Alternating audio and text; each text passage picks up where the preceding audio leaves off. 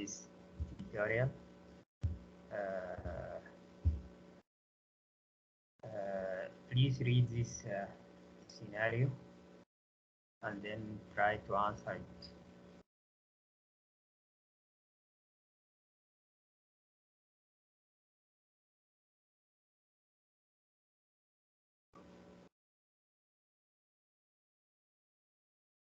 Yes, which of the following is the most likely diagnosis if you read the Is it liver ممكن abscess, B أو doctor? C. B or C? Yes, Liver abscess maybe? liver abscess. If there is any other option, or this is the final answer.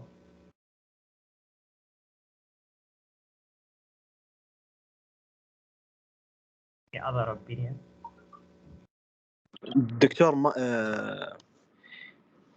أنا عندي خيار مو موجود هنا، يمكن أسايتس مثلا لأن أبدومينال. Why ascites? But ascites by itself, it is a sign. It is not a clinical diagnosis. It is a sign of disease. And if you look carefully and read the scenario, but see there is a lesion in the liver. So I think B. yes, B. Yes, liver abscess is the right answer. Why? There is a fluid in the center and hepatic lesion, multiply hepatic lesion. So liver abscess appears. There is also fever, maybe infection. Yeah. Yes. From the history, there is a fever and fatigue for acute history of pain and generalized fatigue and fever, and the patient is diabetic. It be an immune compromise. On examination, the patient is of high fever, 40 degree, with enlarged tender liver on examination, and this confirmed by the imaging by ultrasound. There is a lesion which is characterized by an area of fluid. So this is the area of pus. This is the area of pus. So this is the most likely to be liver abscess. How to treat this patient? What is the best? What is the initial? How to manage this patient? Aspiration ممكن. Yeah, how to aspirate this pus or this abscess collection.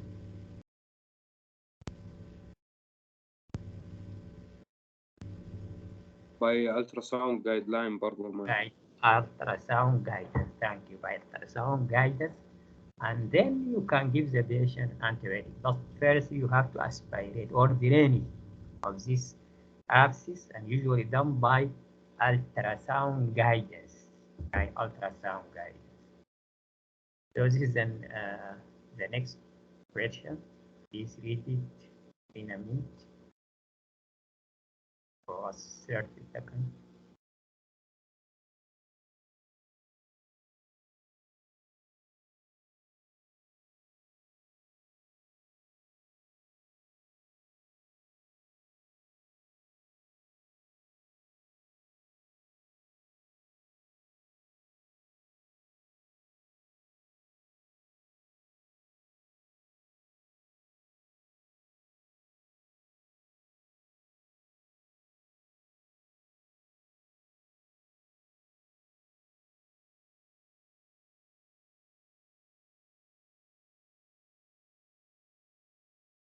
Yes. Ulcerative colitis. Ulcerative colitis. Yeah. Why ulcerative colitis? Mm, Because there's ulceration and narrowing. Ulceration and narrowing. Yes. Where is the ulceration and narrowing?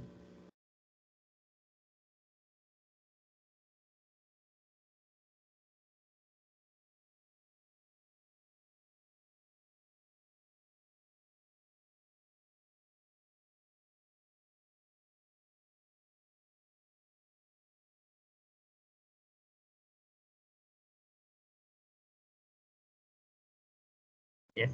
Where is the ulceration and narrowing? In the colon. طيب. What are the features of ulcerative colitis on the barium area? narrowing ulceration. Yes. Narrowing usually focal or يعني causing generalized narrowing of the colon.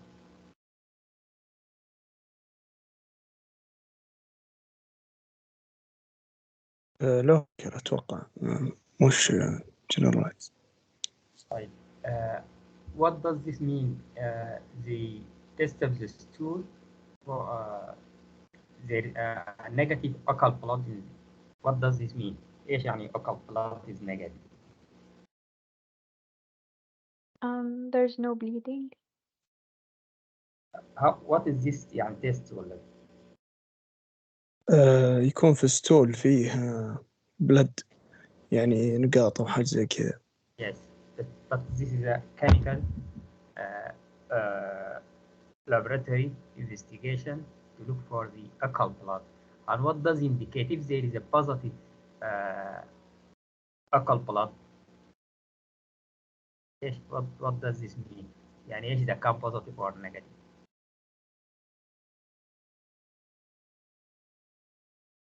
Usually presence of positive, negative, positive indicating if there is a malignancy.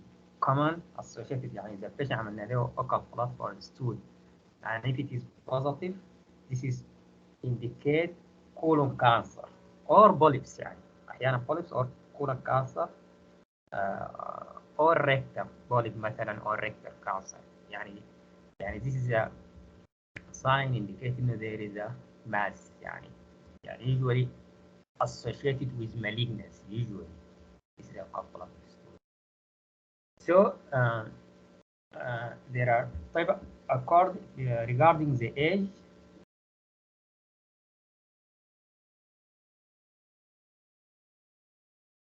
Why it is not Crohn's disease يعني. فوق ال 40. Yeah. Yeah. طيب usually يعني the Crohn's disease ulcerative colitis as you mentioned the cardinal feature of ulcerative colitis is presence of the ulceration. This is the rigidity with loss of haustration of the يعني بيسموه featureless colon on the barium enema, and it is usually seen in the large bowel especially in the rectum. طبعا احنا عارفين the ulcerative colitis it can also present with stricture يعني usually this is skip lesion يكون يعني with intervening normal bowel and also it could be associated with ulcer. According to this patient age, this the right answer is most likely to be Crohn's disease instead of ulcerative colitis. So this is Crohn's disease, and also according to the age. Yes, the next question.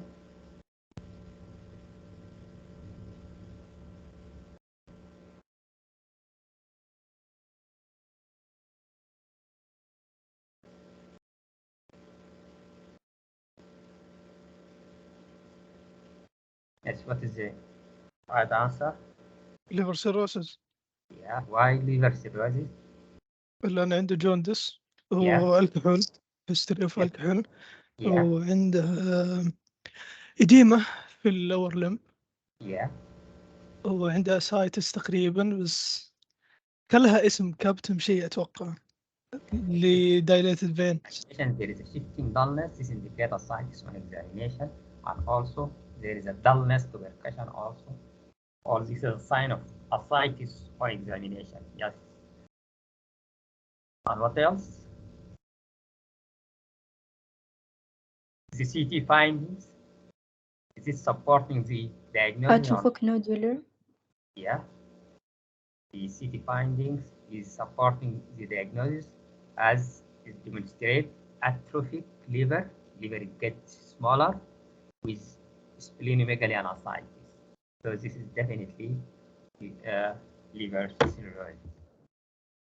Right. Now we are going to go through the uh,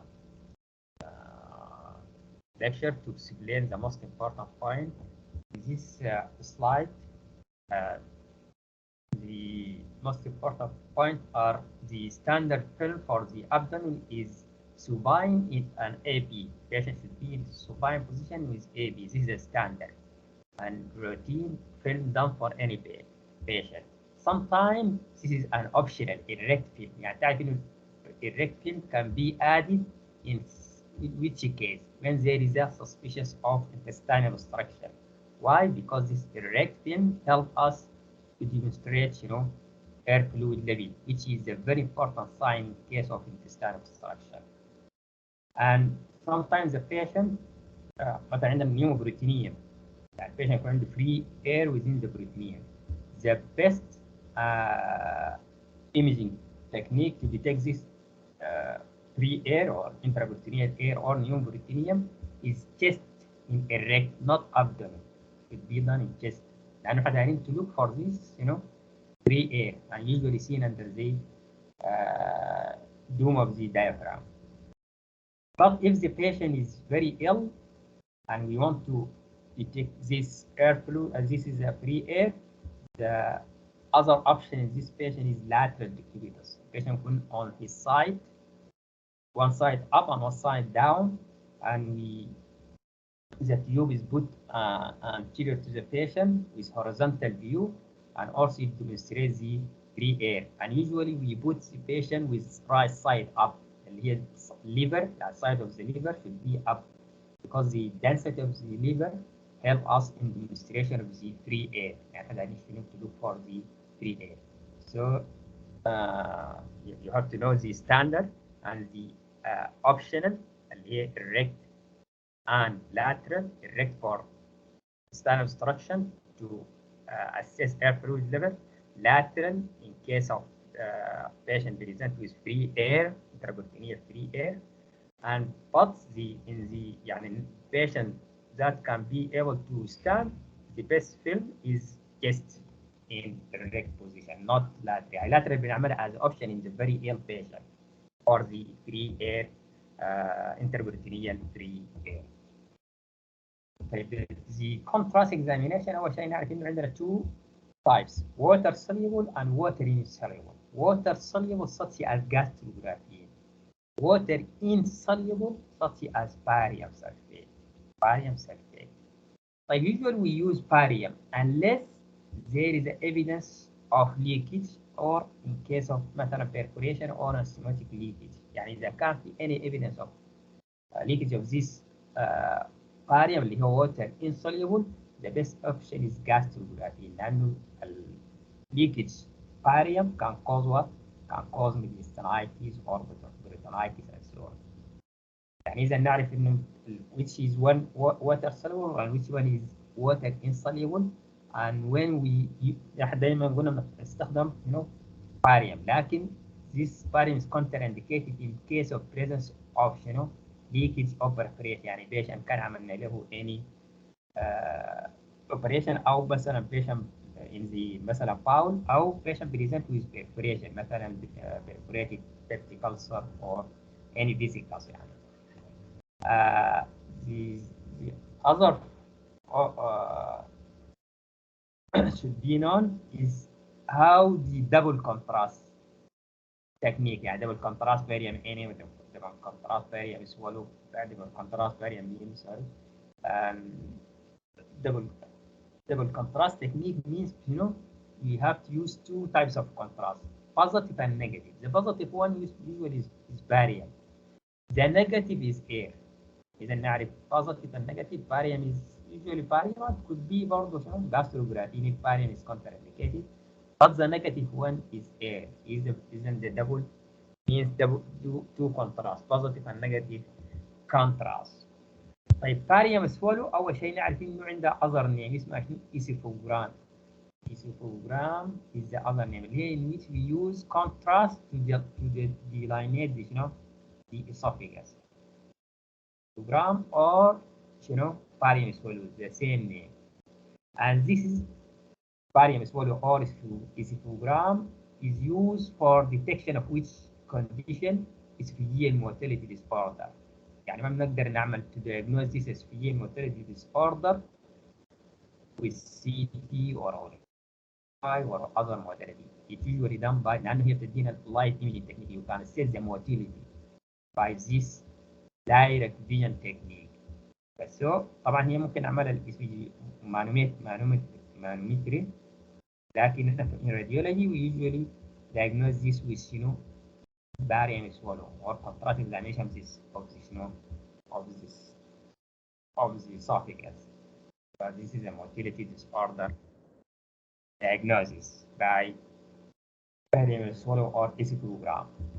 طيب لابد نعرف انه كل التكنيك الباريوم سوالو، يعني دي حاجه هي بيزك نكون عارفينها، انه مثلا باريوم سوالو فور ذا esophagus، باريوم ميل فور ذا stomach and the duodenum، باريوم follow through or barium small bowel enema is for the small intestine، barium enema for the large intestine. يعني نعرف التكنيك for which bowel او العكس، how to assess the مثلا small bowel by the small bowel follow through or small bowel enema، how to assess the large bowel by the barium enema، how to assess by contrast examination, which contrast examination is used for the assessment of the esophagus in the barium swallow in general. طيب the role of CT how يعني what is imaging modality that can demonstrate this the full width of the bowel، يعني مثلا this bowel مثلا large bowel أو small bowel، which imaging modality can demonstrate the full width of the bowel wall and also the the lumen and the fat around the bowel or the مثلا any part of the bowel. This is a CT. يعني CT أهم شيء بنعرف إنها هي كانت says the full width of the يعني كل اللاير and also the lumen and the fat around the bowel. لكن الأظهر modality مثلا this barium enema can demonstrate the lumen، لكن it cannot demonstrate the full width، ما بتورينا كل اللايرز of the of the bowel. إذا نعرف which imaging technique can demonstrate the full layers of the bowel wall or the and the lumen and the fat and the surrounding fat. This is it. For the biliary system يعني any patient present with clinical features of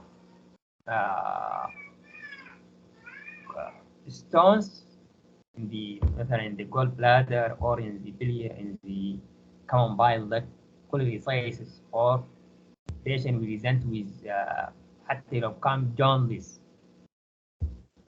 patient with jaundice and due to obstruction مثلا by stone or other, the next best step for diagnosis of this abnormality is ultrasound.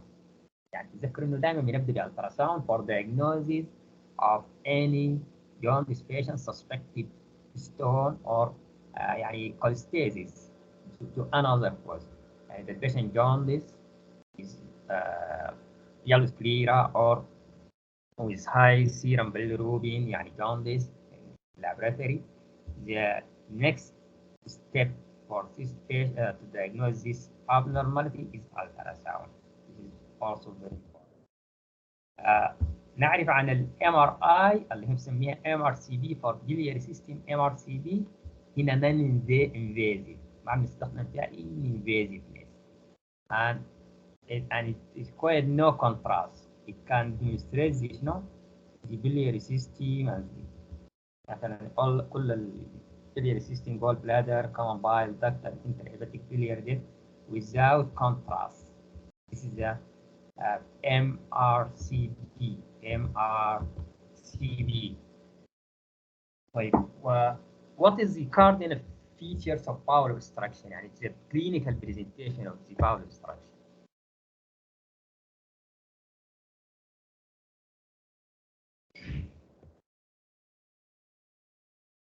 Is the clinical presentation of the bowel obstruction. The patient presents with what?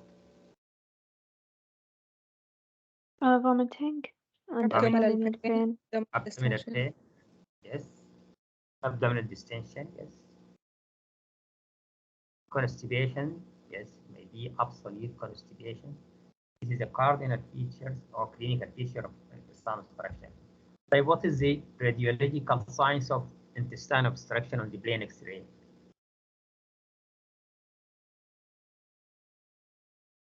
نشوف ايش in the X-ray case of intestinal obstruction.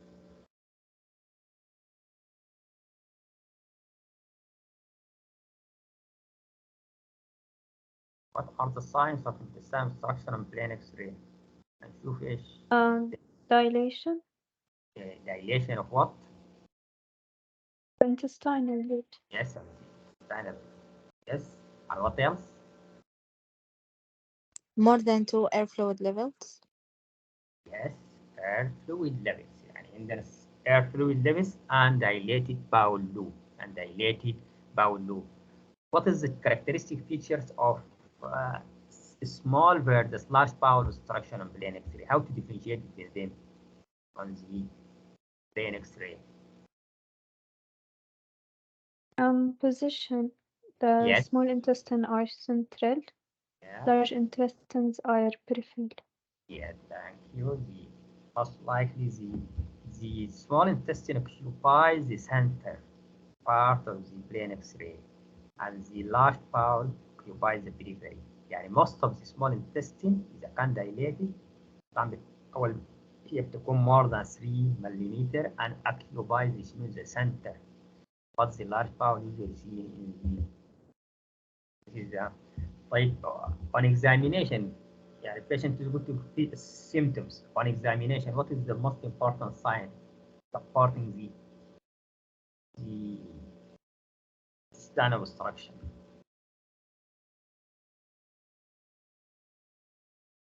طيب how about the bowel sound? You can hear or you can auscultate the bowel sound.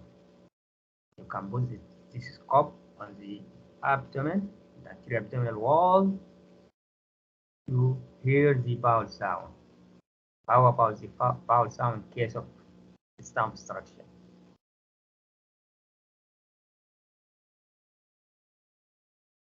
Is it normal? Will it be normal or not?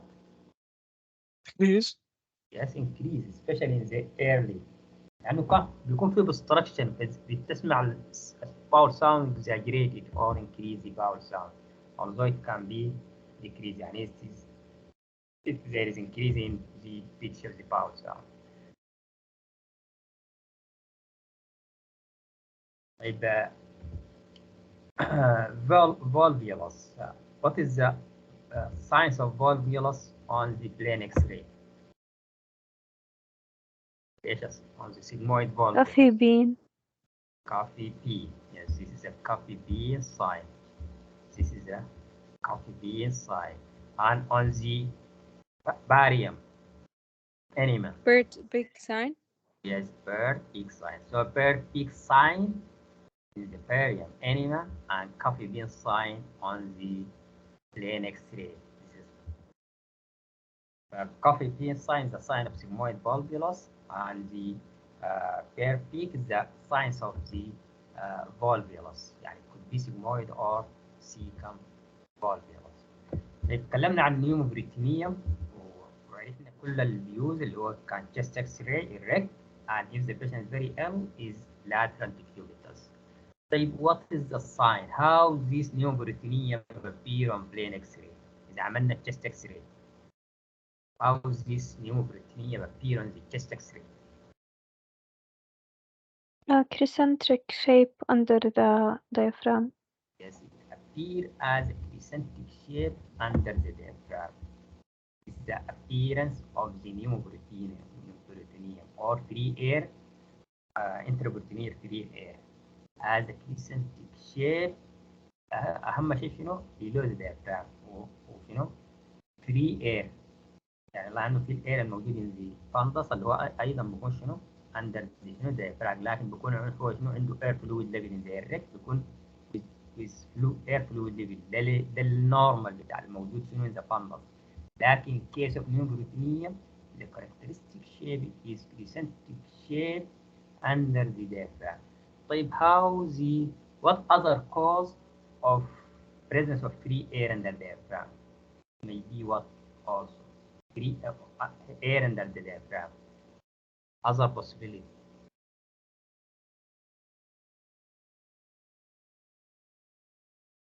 Especially if the patient is present with right hypochondrial pain, fever, and high total white blood cells and ESR, and present following cholecystectomy مثلا within a week or مثلا 10 days. What is the differentiate diagnosis or the diagnosis, suspected diagnosis? Patient present with fever or right hypochondrial pain with history of cholecystectomy a week ago. أتوقع إنه ممكن يحصل له إيش as a complication.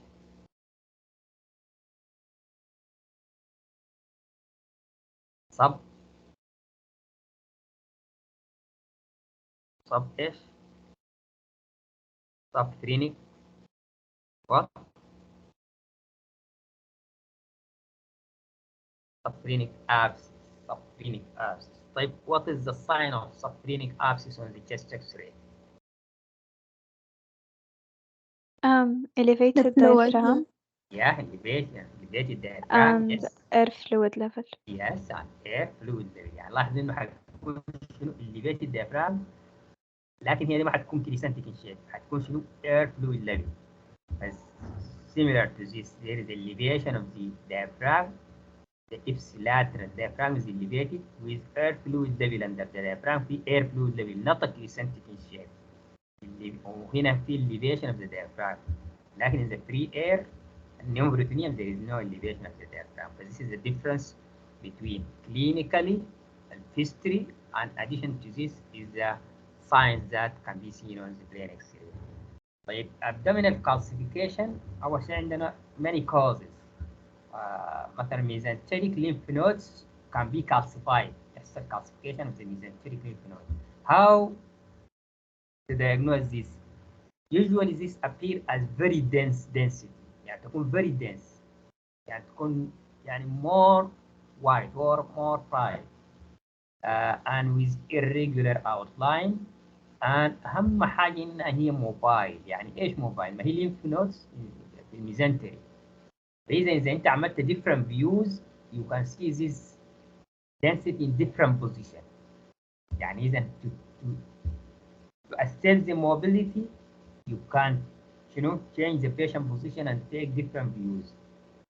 And in this time you can see there is a change of position of this density.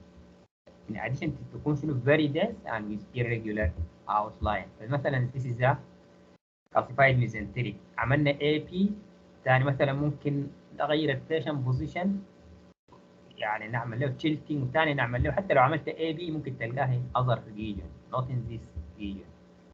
إذا هي mobile. This characteristic feature of mesenteric calcified mesenteric lymph nodes. طيب other calcification تعرفوا برضه من liver calcification causes hematoma. Hepatocellular carcinoma can be calcified. Hepatocellular carcinoma can be calcified. Also in pancreas, in case of what is the cause of calcification concerning the pancreas? Chronic pancreatitis. How to demonstrate this calcification with ultrasound or what? With what? With which modality يعني? plain X-ray.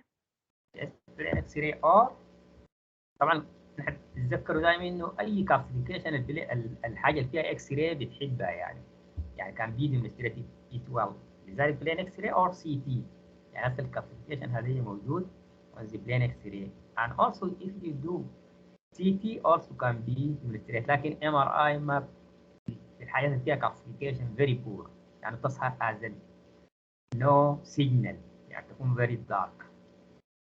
Ultrasound can demonstrate also the calcification لكن the best imaging technique to demonstrate calcification is CT and then X-ray يعني CT ذاتها more sensitive. So chronic pancreatitis demonstrates characterized by calcification demonstrated by calcification.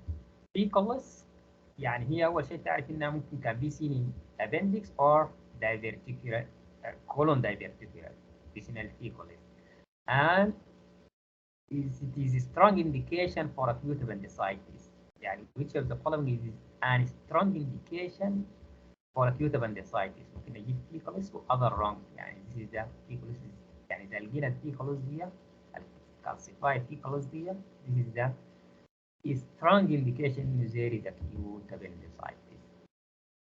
The other calcification can be طبعا الكالسيفيكيشن اللي هي ستون مثلا ممكن تكون anywhere يعني حتى الرينال ستون كلها هي calcification يعني.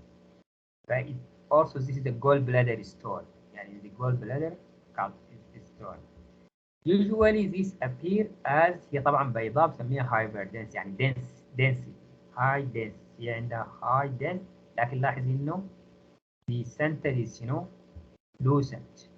The center is lucent. قلنا lucent ليه؟ لأنها this plain X-ray يعني اللي هي black or dark in the center. So the characteristic features of gallstone usually hyperdense or high hyperdense and outer rim with central lucency. This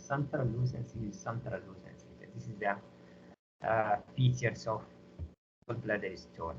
طيب what is the difference between acute pancreatitis and chronic pancreatitis concerning the clinical?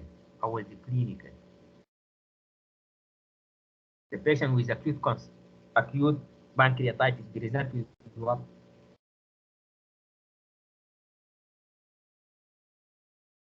Clinical presentation. Pain and fever. pain, fever. Yes.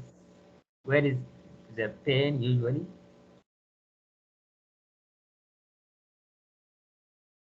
In which Abdominal region? pain. Yes. يعني the right iliac fossa pain. Where is the pain? Site. Maybe epigastric. Yes, epigastric. Is it radiated or not? Yes, to the back. Yes, it is radiated. What is the predisposing factor? يعني more common in which patient group?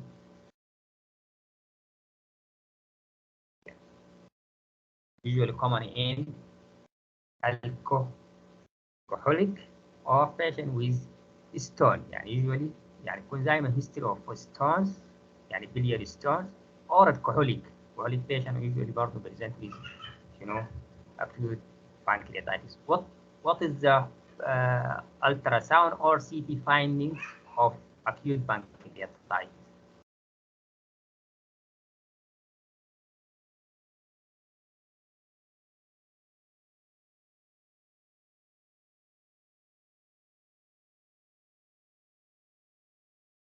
Yes.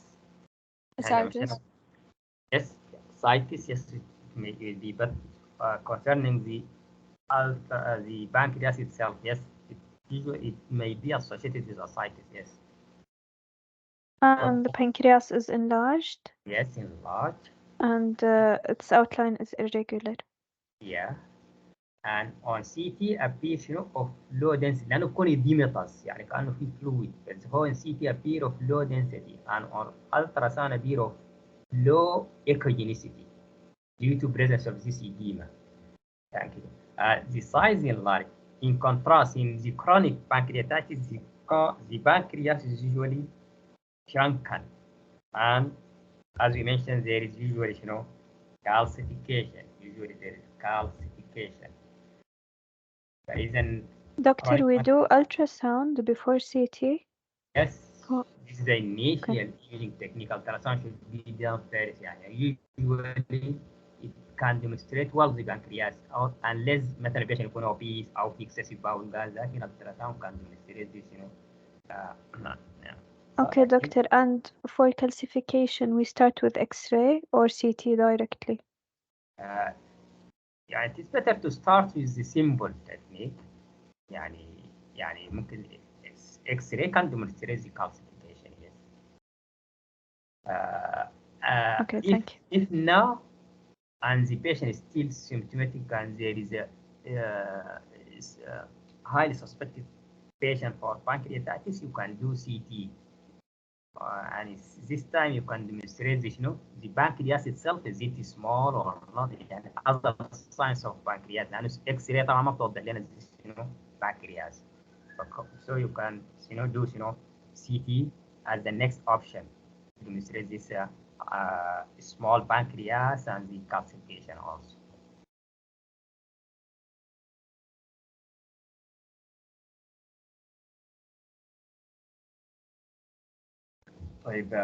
What is the best imaging technique to assess pancreas in case of trauma?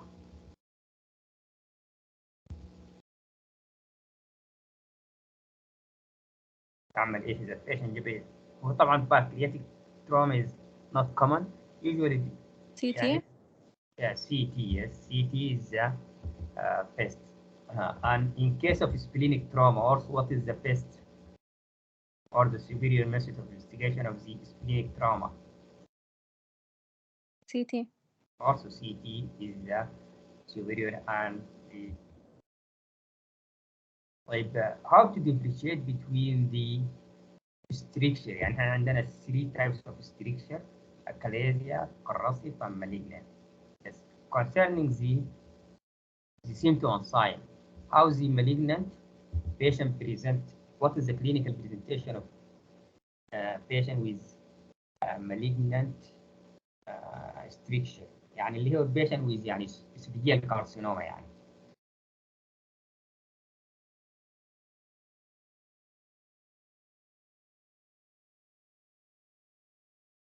Can you repeat the question, doctor? Yes. What is the clinical presentation of esophagus? Clinical presentation.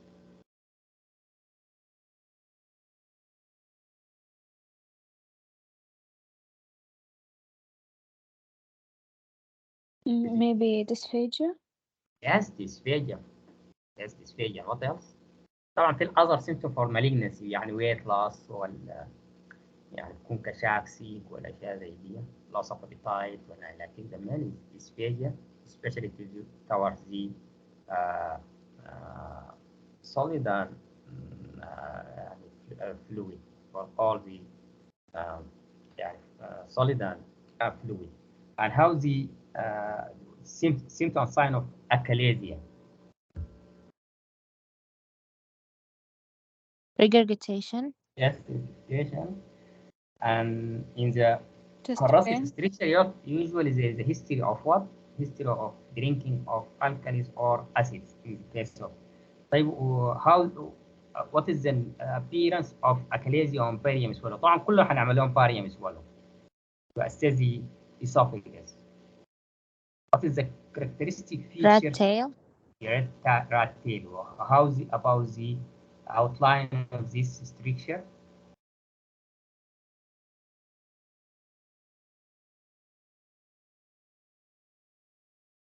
Is it smooth? Yes, it's sharp, yes, and smooth. أهم شيء smooth لأنه benign. Smooth and sharp. And how about the corrosive stricture?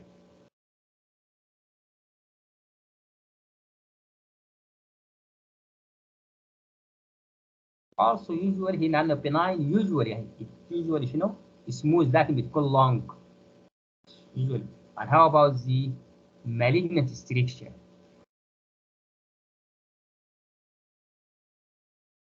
Abrupt narrowing. Yes, support narrowing with irregularity. وعندنا حاجة اسمها shouldering. فإذا هي بروفنا with irregular outline وشنو with shouldering. هي دي كأنها with shouldering is shouldering.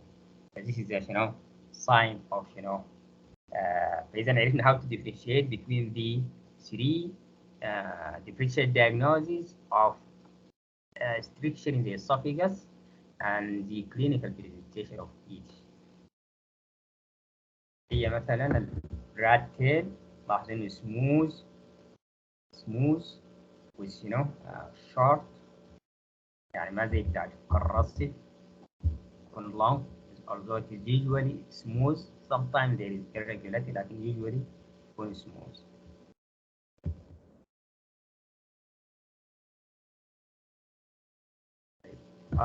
How to the طبعا احنا to diagnose CA stomach we do barium meal. How contrast examination? What is the sign of the CA stomach on the contrast examination? يكون في ايش؟ What signs do you see in this method? نسميها idea sign. Filling defects. Filling Yes, defect. filling defect. Filling defect. And what is the main imaging modality for pre-operative staging of patient with gastric cancer? يعني احنا before يعني management يعني مثلا نعمل gastrectomy or نعمل chemotherapy or radiotherapy لازم نعمل staging for this patient. What the main imaging modality? CT. Yes, it should be. طيب what is the يعني عندنا other condition mimics this CA stomach on CT especially on CT. يعني إذا عملنا CT for the patient with CA stomach يكون عادة عندنا شنو؟ focal or diffuse wall thickening with lymphadenopathy. But there is other condition mimics this diagnosis. What is it? Gastric lymphoma. Yes, so gastric lymphoma عندها نفس الفيتشرز لو لاحظتوا. Also characterized by what? By presence of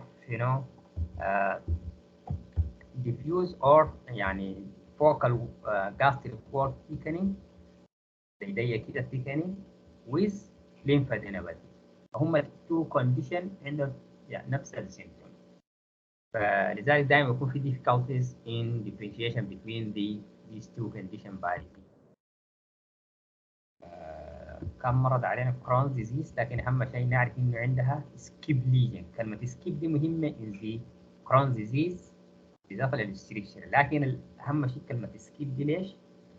لانه لاحظ انه مثلا ان ذيس وان عندنا ستريكشر هير يعني ستريكشر اذر وان لكن the in between باول از نورمال عشان كده سموها سكيب يعني متشتته كده. سكيب ليجن هير normal bowel other this is skip lesion.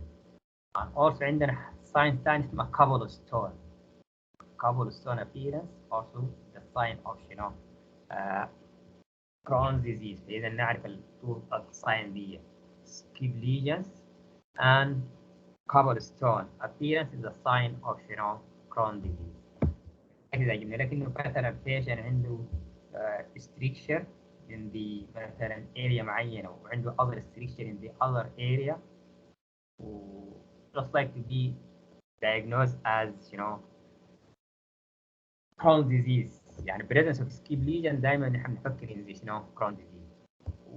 Where this Crohn's disease is most commonly seen.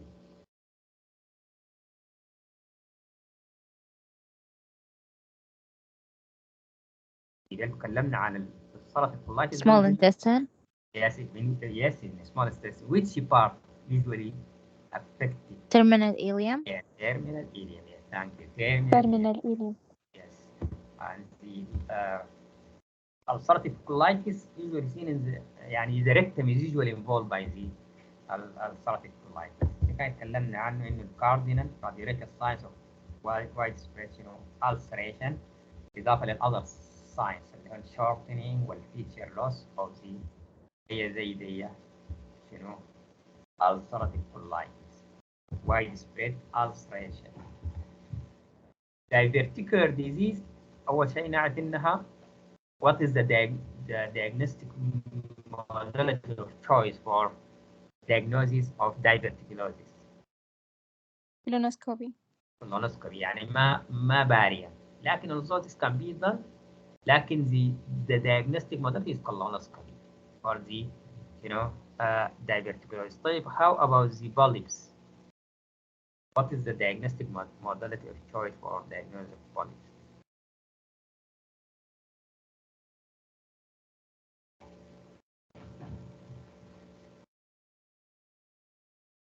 barium enema. يعني barium enema يعني better than the مثلا الاندوسكوبي.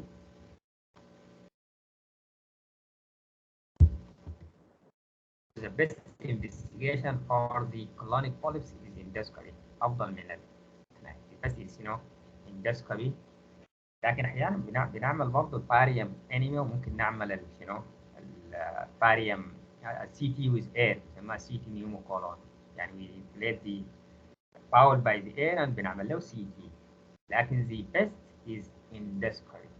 يعني إذا for both colonic polyps and diverticulosis the endoscopy is the best than the imaging model.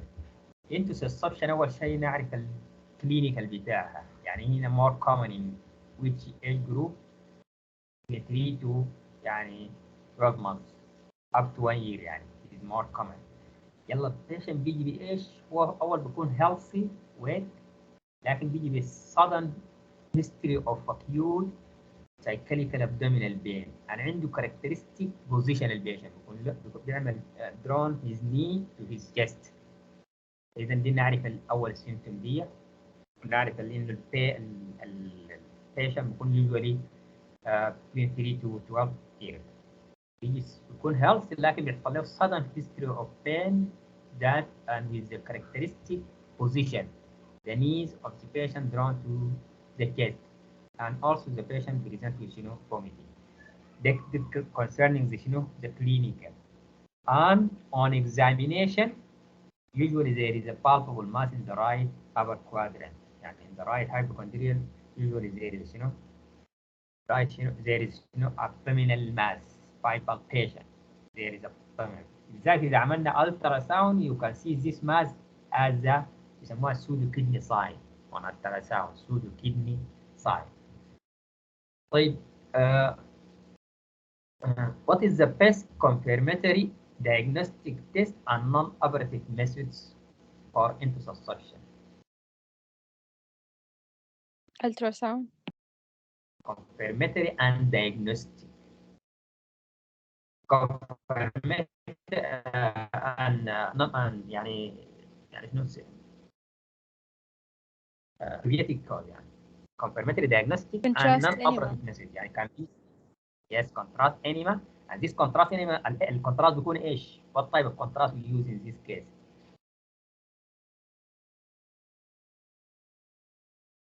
ممكن يكون air أو ممكن يكون normal saline or barium يعني ممكن يعني نعمل enema with with air or enema with saline normal saline or enema with barium يعني enema دي ما بنعملها بشنو؟ يعني نعملها بأي واحدة من الماتيريال دي يعني with air مهم لازم نعمل enema نعمل enema with any of this type of contrast air or normal saline or barium. إذا contrast enema with air or normal saline or barium is the best confirmatory diagnostic test for which condition? For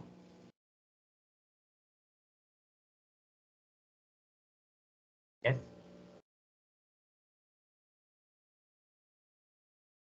Intussusception. Intussusception. طيب تكلمنا عن الساينس of intussusception عندنا two signs دي target sign and pseudo kidney sign دي مهمات جدا عندنا صورة لها yes this is target sign. The target sign is very important target sign and the pseudo kidney sign.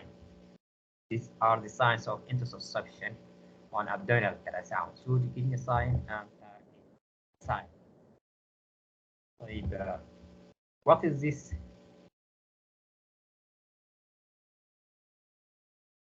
ايش هنا في ايش؟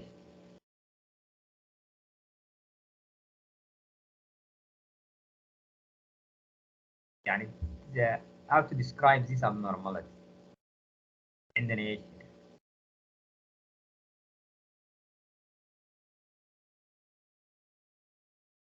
Filling defect. Yes, there is a filling defect يعني colon stricture with filling defect. طيب what is a sign apply for this type of filling defect? Here is this one. سموها ايش؟ apple core, ابل كار. سواء ابل كار اللي هي filling defect and it is commonly seen in which condition? Cancer. carcinoma of the colon, Carcinoma of the colon. This is مثلا patient present with rectal bleeding or melena and كذا ومثلا عنده occult blood in the stool and we raise the possibility of CA carcinoma. This is a common sign. هي شنو؟ filling defect with ابل كار filling defect. طيب this is an abscess. تكلمنا عن abscess وتكلمنا عن how to drain this abscess by the ultrasound guidance. طيب وتكلمنا برضو عن الجوندس. دائما شفت اي patient يجي ب suspected jaundice or stone in the gallbladder or يعني biliary system in general. The ultrasound should be first be done.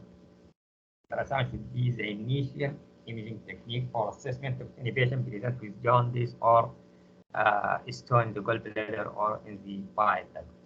طيب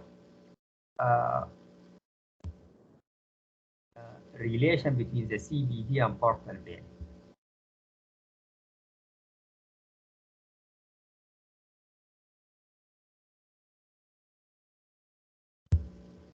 CBD and portal vein.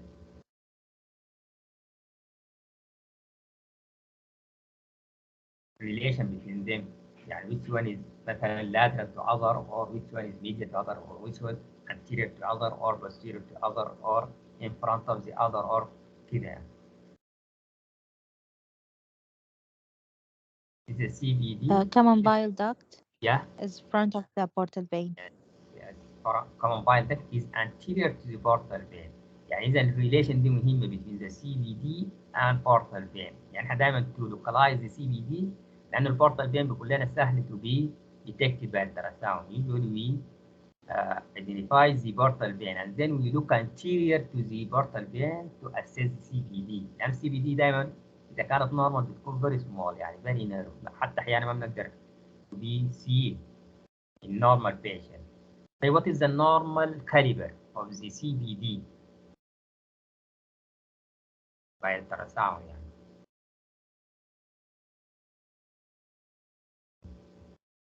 Normal diameter CBD 11 millimeters. 11. ما أقل من كذا. لا أقل لأن هذا 7 بيكون millimeter. dilated صح، هذا بيكون dilated.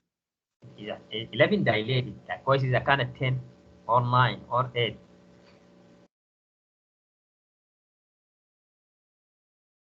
up to 7 يعني usually هم بيقولوا up to 7 is normal. More than 7 is considered abnormal. Common bile duct أول just in front of the portal vein دي أول شيء مهمة. And is dilated when more than 7 يعني up to 7 is normal. More than 7 is considered dilated. يعني هذا بنعمل measurement for the CBD. If it is more than 7 is considered dilated CBD. And the CBD is anterior to the portal vein. طيب إذا patient عملنا له MRCB كويس زي دي مثلا عملنا له MRCB لقينا الدبل داك ساين. طيب what what is the double duct sign in uh, MRCP؟ يعني ايه what are these ducts؟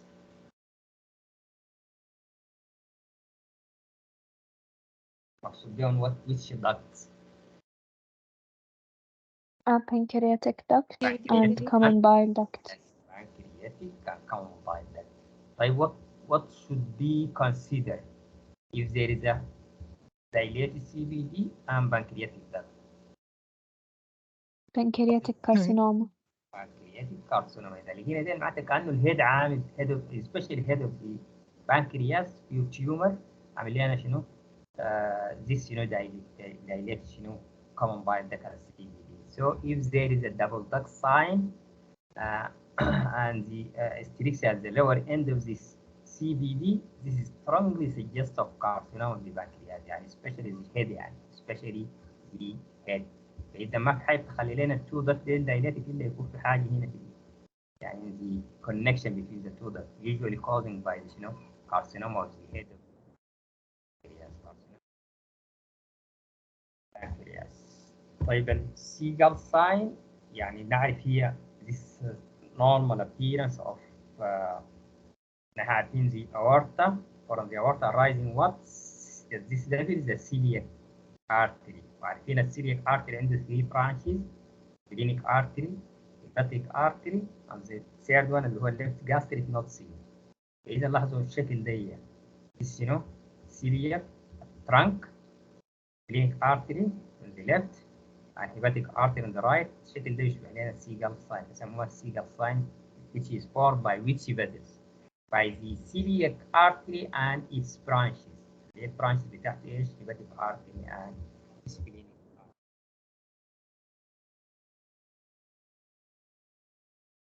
طيب الليفر سيروز اتكلمت عنها كويس كنتوا عارفينها ما شاء الله كويس انه البيشن اول شيء يكون عنده هيستوري suggesting liver cirrhosis زي ما قلت قبل مثلا بيشن الكحول او احيانا ممكن يكون بيشن with chronic hepatitis.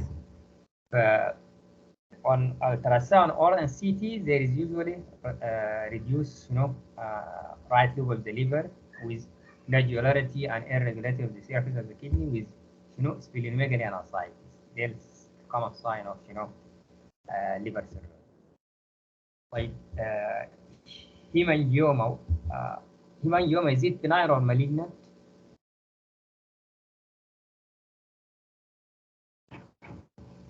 hemangioma of the liver يعني hepatic hemangioma is it benign or malignant؟ Benign. benign. طيب if the patient suspected hemangioma can you take a biopsy for this hemangioma؟ No, it will bleed. Yes, it will bleed. Yes يعني إذا it will be causing hemorrhage لذلك don't take a biopsy. طيب what is the sonographic features of hemangioma تظهر كيف on ultrasound يعني sonographic features of hemangioma.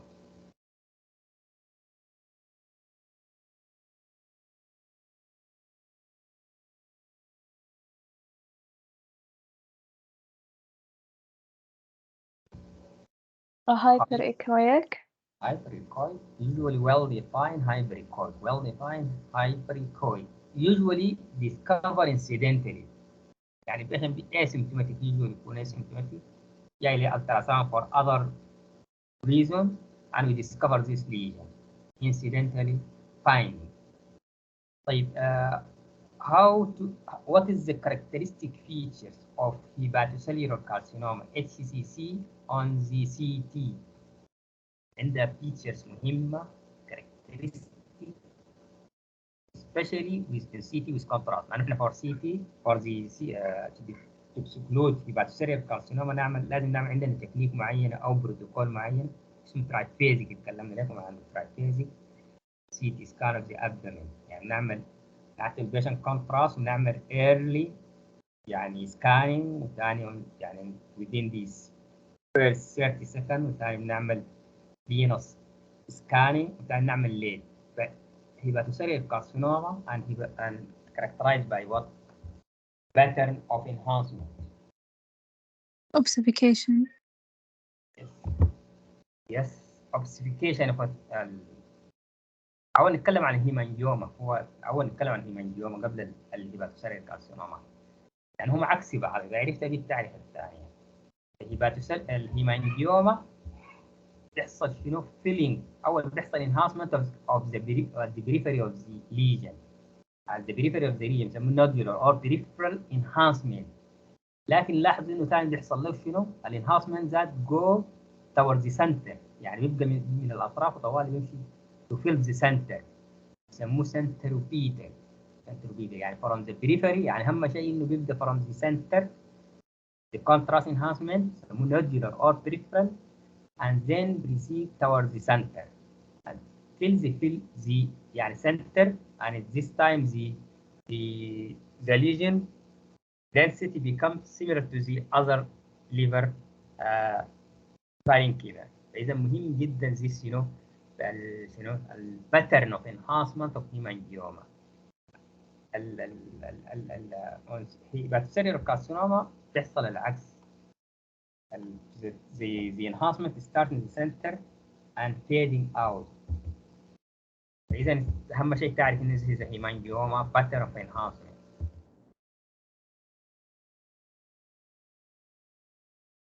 طيب acute appendicitis, what is the clinical presentation of acute appendicitis?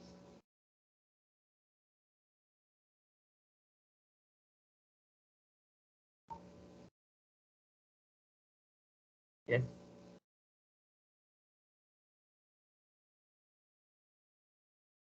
Clinical presentation. Pain. Pain. Where is the pain? Site of the pain.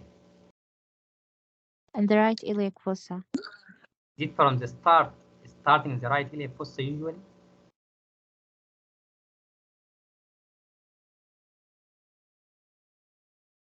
Usually. يمكن around الامبليكس بعدين يروح Yes. Yes. right. Yes.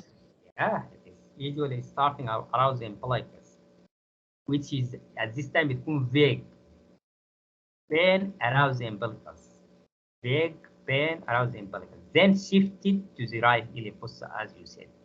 What else? What other symptoms?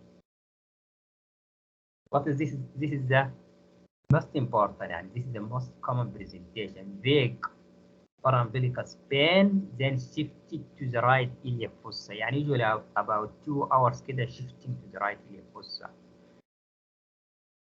The patient can be presented with vomiting, and on the laboratory investigation, what you would suspect in laboratory indication. Laboratory investigation. Increased inflammatory cells. Increased white blood cells. Yes, increase the total white blood cells and ESR. Increase total white blood cells. طيب on examination. Rebound tenderness. Rebound tenderness, yes. And طيب on the ultrasound, what is the characteristic features of acute appendicitis on ultrasound?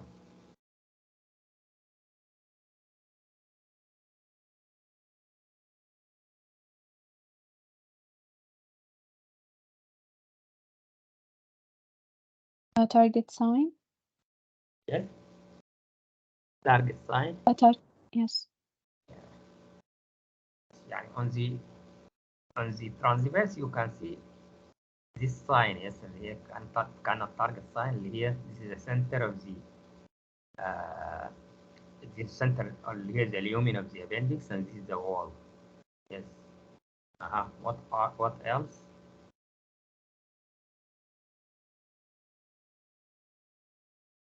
طبعا هي the wall, and this is the lumen, and this is the fluid.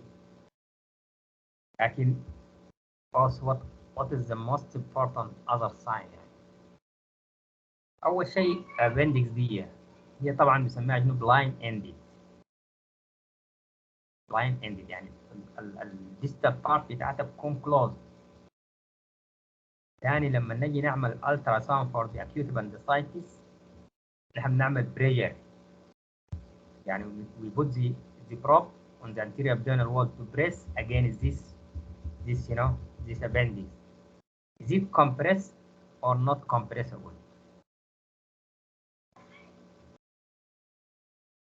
يعني لما نضغط عليها يعني the two walls comes near to other، يعني بيحصل compression of the مثلا this wall to the other wall or not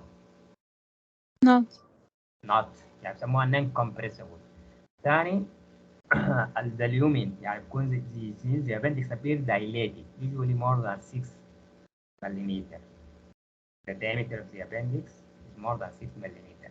يعني نلقى شنو very fluid يعني surrounded by شنو fluid.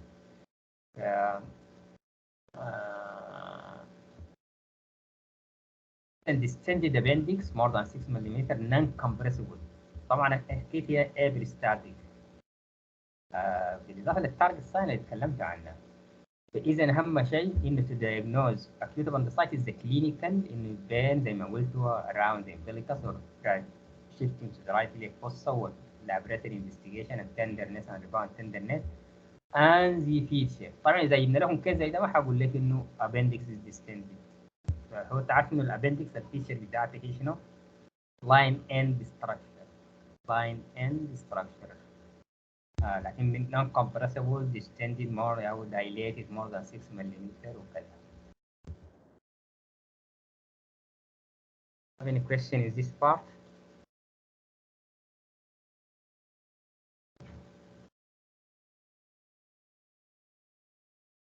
No, thank you.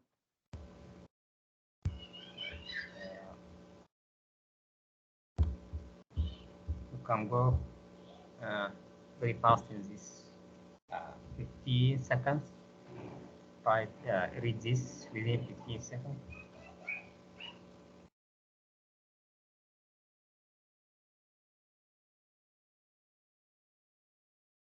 Yes, what is the most likely diagnosis?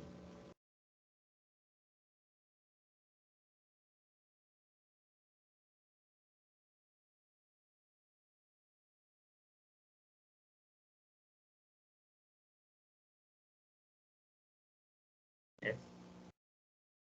A. Yeah. Fracture. Yes, College fracture. Yeah, yes, you are right. The patient is present with يعني common history اللي هو falling on outstretched hand. Then on the X-ray there is a fracture in the distal radius with أهم شيء الangulation. تبحث عن angulation قال dorsal or posterior angulation. But this is College fracture. إذا كان anterior angulation كان which is the best? What is the right angle? That if you replace this by anterior. Smith تكون دي. Smith fracture. Yes. Also read this within 15 seconds.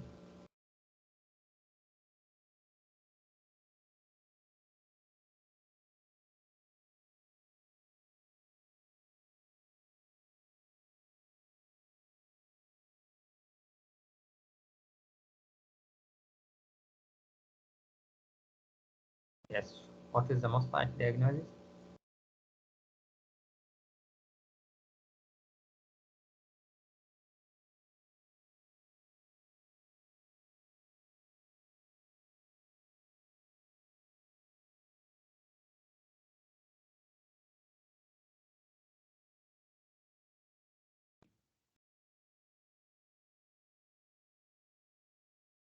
Yes. دي. D. Paget disease. لا دي. D and closing. Yes. All right. D. Why? Because the patient presents with back pain. And this back pain, which is increase with in the morning and improve with activity, right? And and also there is a limitation of the flexion of the spine. Flexion of the spine is limitedly flexed. then عملنا X-ray and also the hip طبعا لأنه في الساكرويديك joint برضه بيتأثر وبيزيد السنان فلذلك في external rotation of the hip also is,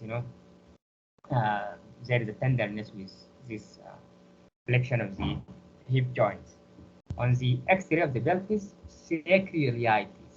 Sacroiliitis is the first sign of this ankylosing spondylitis. Sacroiliitis present with irregularity and sclerosis of this joint, sacroiliitis. Then the patient develop other signs here on the spine. What is the sign of ankylosing spondylitis on the X-ray of spine X-ray or lumbar X-ray? Signs of ankylosing spondylitis. There are two signs. الدقر Yes, وبامبو trigger أتوقع بامبو and سباين. bamboo. Yes, thank you. Trigger and bamboo. Yes. Yes, this one.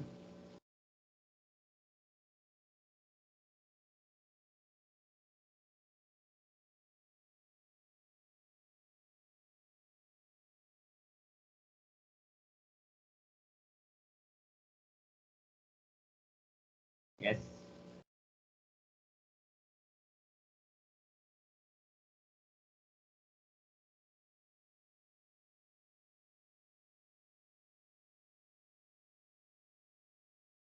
Yes.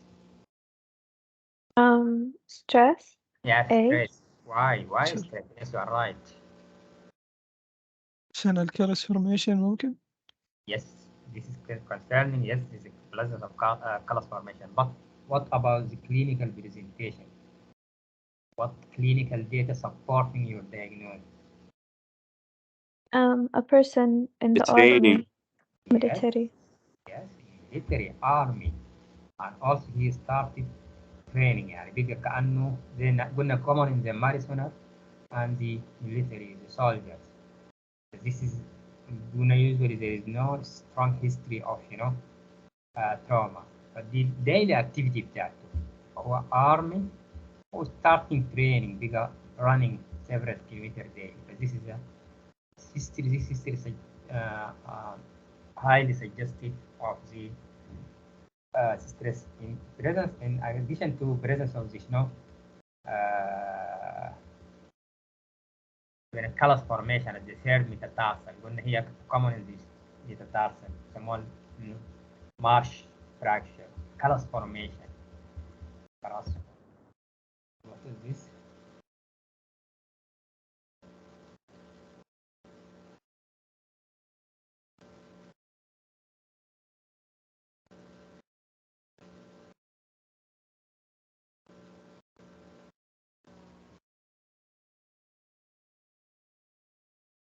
Yes.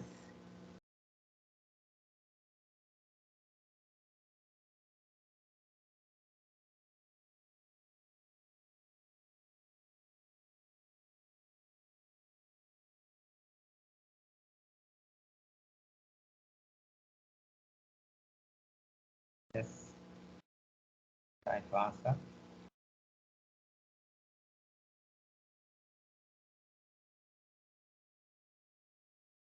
Yes.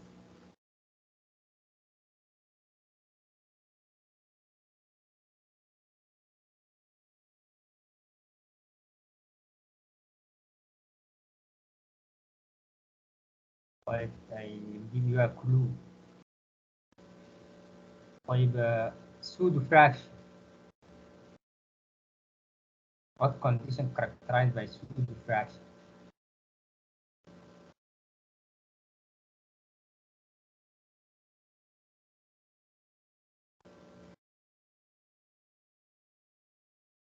Pseudo fraction. Maybe osteomalacia. Yes, osteomalacia. Osteomalacia characterized by this when a patient بيجي بتين وعنده اللاين دي perpendicular to the cortex يسموها pseudo fracture. Pseudo fracture. But this is osteomalacia. What are the other signs of osteomalacia on the plain X-ray of the lumbosacral spine مثلا؟ عندنا sign مهم on the X-ray, lumbosacral spine X-ray, osteomalacia. What sign commonly seen?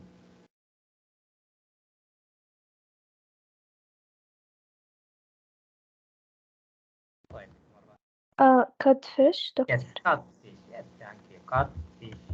Perfect. In this slide, inshallah, أهم شيء إنه to know the the terms.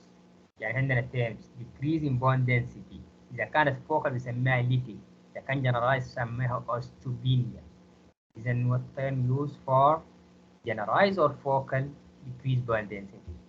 And for increased bone density ما عندنا focal or generalized. بنستخدم شنو sclerosis for both. إذا sclerosis means increase in bone density. Osteopenia means generalized decrease bone density. Lytic is focal or يعني localized يعني lytic هنا decrease bone density. فدي مهمة جدا these terms.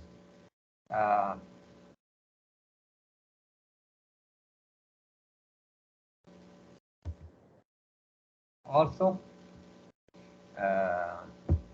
the conditions that causing alteration in the shape of the bone.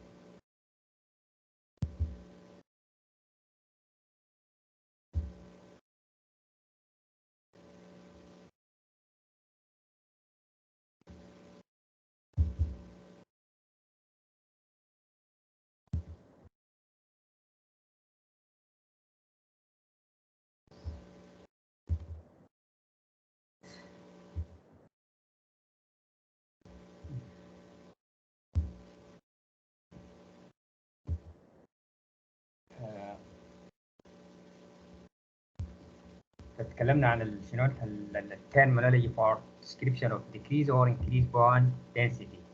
يعني نعرف إنه what conditions that alter the shape of the bone يعني for example acromegaly. acromegaly إن شاء الله ذاته حنتكلم عنه in details لكن acromegaly and the cause of cortical thickening. Also نعرف إنه chronic osteomyelitis and heel trauma يعني which of the following causing cortical thickening. يعني heel trauma يعني حصل healing of the مثلا كان في fracture مثلا healed by callus formation فبيكون في there is a cortical thickening and also in chronic osteomyelitis. طيب السلايد دي برضه مهمة للبريوستيال reaction especially the speculated which is characteristic of osteogenic carcinoma speculated and also this one onion skin. Onion skin is the feature of what disease of each malignancy. Yes. Onion skin. لاحظ إنه في layers. Onion skin various reaction. Common in which Ewing. Ewing. Ewing Yes. sarcoma. Yes. Ewing sarcoma. Ewing sarcoma characterized by the lytic lesion in the medulla with onion skin variosteal reaction. This is بالإضافة للهنود كودمان's triangle also osteogenic sarcoma. إذا نعرف أهم شيء يعني incidentally العمليات دي يعني يعرفوه لكن أهم شيء شنو دي sun ray or speculated onion skin and codman and speculated for the osteosarcoma, osteogenic sarcoma. Now, onion skin for the Ewing sarcoma. CT نعرف الابليكيشن especially in complex trauma. complex trauma زي ما قلنا لكم مقصود ذات trauma ذات commonly seen in the pelvis or in the hip or in the spine. دي بنسميها complex trauma يعني common in this region. Also, CT can be used for detection of small bony fragments. And also, this CT is used as interventional guidance for bone biopsy. لاحظ for bone biopsy, we do not use ultrasound. حصل مثلا ultrasound can be used for مثلا aspiration of the hepatic abscess. لكن for the bone biopsy إذا كان مثلا patient عنده deep tumor اللي مثلا نقول زي مثلا superior ramus دي, you can insert a needle with CT guidance to take a biopsy. And usually we didn't use, ultrasound. It can be used in this.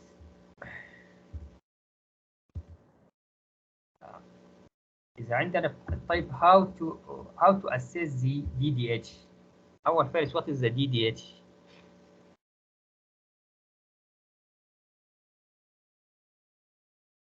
DDH.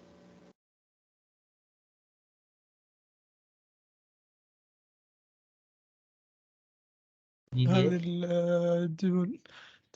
developmental أتوقع. Yes, developmental. Yes, developmental what? Dysplasia of the hip كانت. Developmental dysplasia of the hip. أنس أنت أنس مش؟ Yes. Thank you أنس. Developmental dysplasia of the hip. طيب how to diagnose this؟ يعني what is the appropriate imaging modality to exclude developmental dysplasia of the hip? The appropriate imaging modality.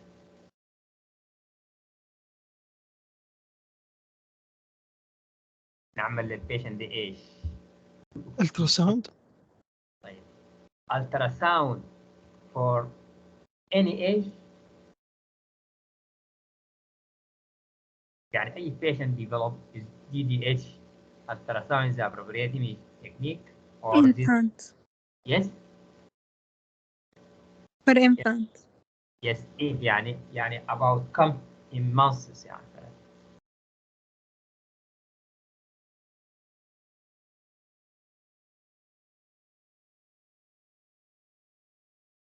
طيب up to 6 months. Up to 6 months, ultrasound is appropriate. After 6 months, what is the appropriate imaging? Pelvic X-ray. X-ray. طيب why؟ بالعقل كده نفكر ليش؟ ultrasound before 6 months and after 6 months X-ray. ليش عم اختاروا دي؟ عشان النون انفيزيف ممكن او بلا صح الراديشن. الراديشن هو صح. يعني children more liable to hazard of radiation لكن this is not the explanation. Although you are right. عشان الكارتلج ممكن. Yeah. Yes. عشان الكارتلج. And the cartilage difficult to be seen by by the X-ray. بيكون grayish. فلذلك in this time ultrasound is better than X-ray. لكن after 6 months the cartilage بيحصل له بيكون بيحصل له ossification. طبعا زي ما قلنا دائما الحاجه اللي فيها X-ray can detect اي حاجه فيها ossification او calcification يعني cancer. So after 6 months the appropriate image technique is X-ray. Before 6 months is what? Ultrasound. So you choose the modality according to the patient age. According to the patient age. طيب اتكلمنا عن ال aspiration of liver abscess and taking biopsy from the bone lesion. طيب if you want to aspirate the joint fusion, what imaging modality will be used as a guidance?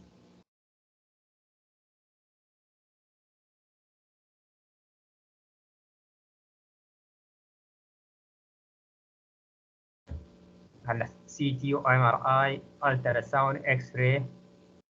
Ultrasound. Ultrasound used as a guidance. طيب this is a bone scan. radionuclide bone scanning or nuclear scintigraphy. بس نعرف إن the bone scan show increased activity at the injured site مثلا كان في fracture within 2 to 3 days. المهمة هنا 2 to 3 days. طيب أشياء زي دي basic مهمة وبرضه يعني appearance of different tissue on the MRI. What structure appear of no signal يعني hypointense on MRI. أشياء بتبدأ تظهر شنو black or of Bone. no. Yes, Cortical bone. Yes, you're right. Cortical bone. Yes, what else?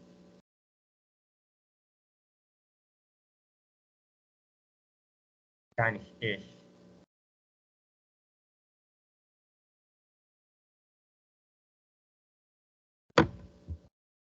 Yes.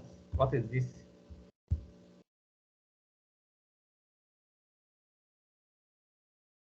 Tendon. Yes, this is a DCL ligament, posterior cruciate ligament. Also, ligament and tendon appear of no signal. زي ما قلت الكورتيكال بون ديس لكن هنا المنطقة دي ده البون مارو عنده سيجنال يعني ظاهر جريش كده الحين مثلا لكن الكورتيكال بون هنا دي follow this line. This is cortical bone. Ligament and tendon and also the air appears of no signal. Appear of no signal. طيب is a patient مثلا football player present with injury يعني sport injury. What is the appropriate meaning technique?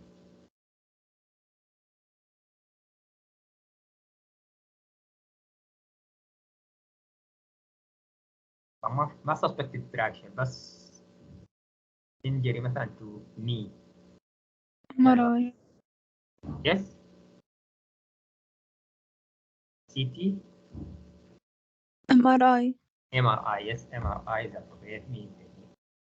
طيب if the patient present with falling on outstretched hand and present with wrist joint and there is a tenderness at the area of scaphoid region, what initial investigation should be done?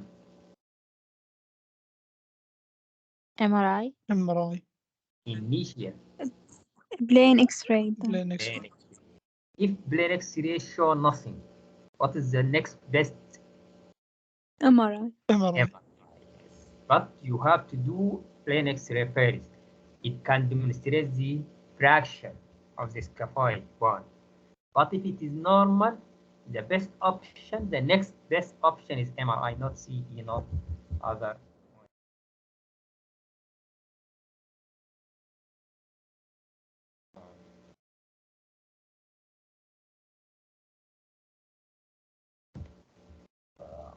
طيب, what is this type of fracture?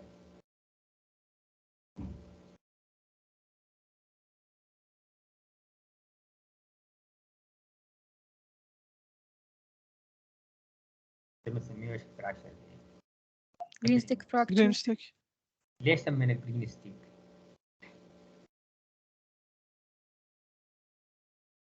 How occurs in which group? Children. In children. On what is the feature of green stick fracture on the plain X-ray?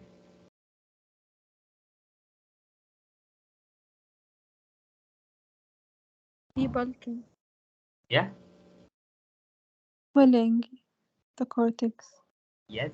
اللي هي بيسموها شنو؟ buckling. زي swelling زي دي. يعني ما بتلقى شنو sometimes شنو buckling or swelling زي دي. لاحظ الكورتكس هنا just بيسموه شنو buckling of the cortex. Or كان حصل swelling of the cortex. Swelling of the cortex. Sometimes there is a fracture in one cortex لكن الأذر يكون intact برضه. Also this is a green stick fracture.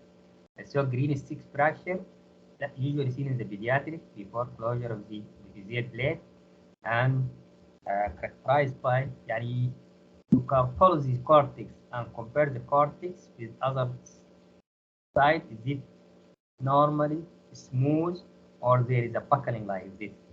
And this is called green stick fracture. Green stick fracture. اتكلمنا عن انه الستريس فراكشر انه athletics or in the military يعني the arms والبين والبيكون بين واشياء زي دي تكلمنا عنها تقريبا وقلنا طيب اذا كانت patient suspect stress fracture you have to do brain x-ray first although it may be normal up to 2 to 3 weeks. بعد ذاك هو إذا كان البيشنت عنده highly suspected patient يعني في area low risk وفي areas شنو high risk. يعني إذا مثلا عنده في metatarsal pain you can give the patient instruct the patient to be in rest. Don't need to repeat to do further examination. لكن if the fracture in the high risk area مثلا in the pelvis or hip يعني كان عندنا stress fracture suspected in this area لأنه ممكن يحصل more increase of the fracture يعني. So in this time you have to do MRI immediately. You have to obtain early MRI. فإذا إذا كان الفراكشر in low risk areas يعني زي مثلا metatarsal bone أو in the tibia مثلا no need for further assessment. You can repeat the X-ray 10 to 14 days لكن no need for MRI immediately. لكن إذا كان in the high risk areas you can obtain MRI immediately.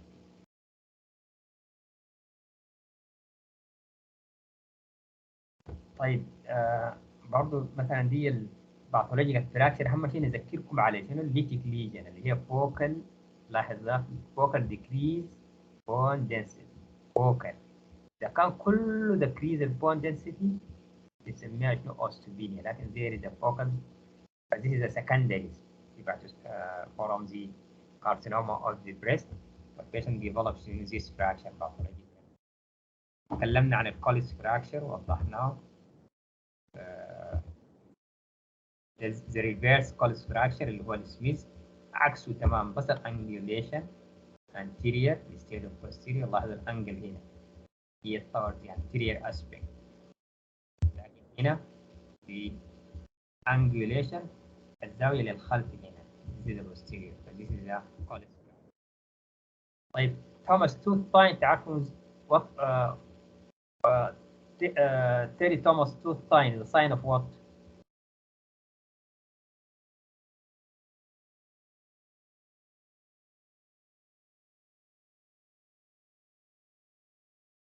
Sign of what is this bone?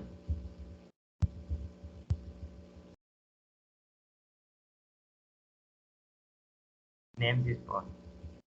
Carpal bone. This carpal bone.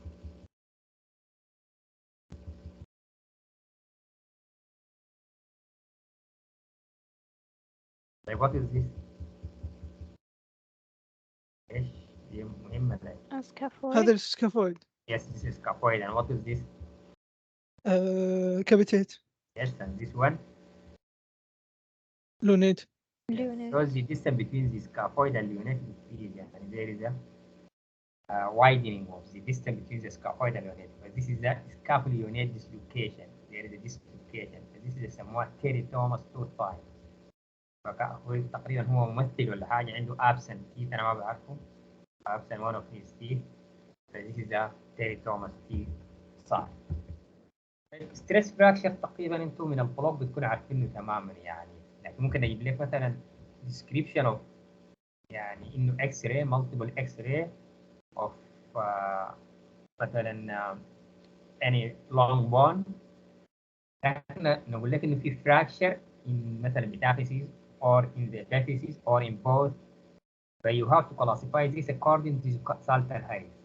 إذا كان قلنا لك إنه بس there is a widening only of the epiphyseal plate تعرف إنه this is شنو؟ type 1.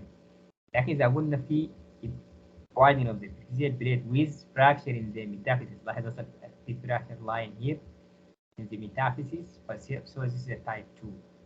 Type 3 widening of the epiphyseal plate with fracture line in the epiphysis. So this is the شنو؟ type 3. Type 4 the fracture line crossing all parts.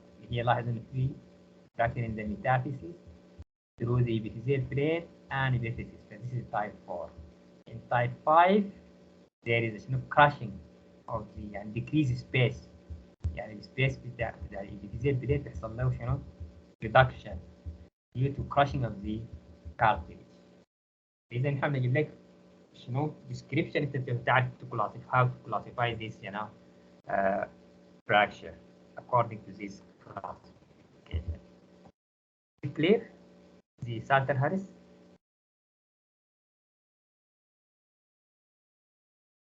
Yeah. Salter Harris. أقول which type يعني Yes, ولا؟ doctor here. Yes. بس هنقول لك مثلا X-ray of the مثلا tibia demonstrate a fracture in the metaphysis. بس قلنا لك fracture in the metaphysis. ما تكلمنا لك على epiphysis. How to classify this fracture according to the Salter Harris and what type of this of Salter Harris is this one.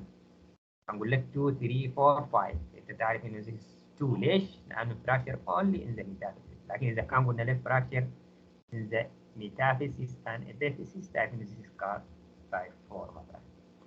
According to the description تعرف انه which type is this. Which one is very aggressive.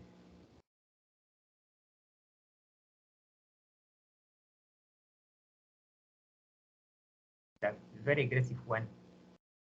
Which one? Type 5. White type 5 Five. is wrong. Yes. ليش؟ لأنه causing شنو؟ arresting it will be causing arrested gross بس arresting of the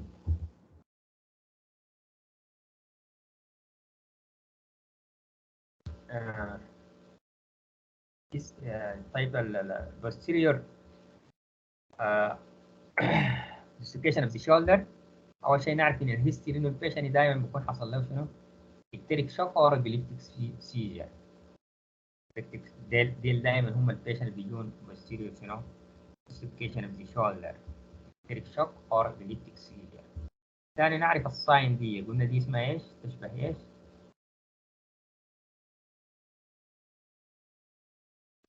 Light light Light bulb bulb. sign. Light bulb sign. But this is a يعني ممكن أقول لك إنه patient sustained to electric shock and on examination مثلا كان في the مثلا anterior aspect of the shoulder is flat on the X-ray what show مثلا light bulb appearance. What is the most likely diagnosis? Posterior dislocation of the shoulder. فإذا نعرف light bulb is the sign of posterior dislocation of the shoulder.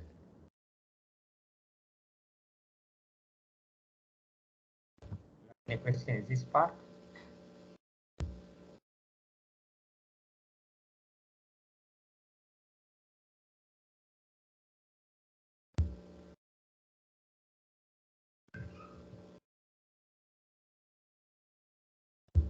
طيب the last chapter osteoporosis.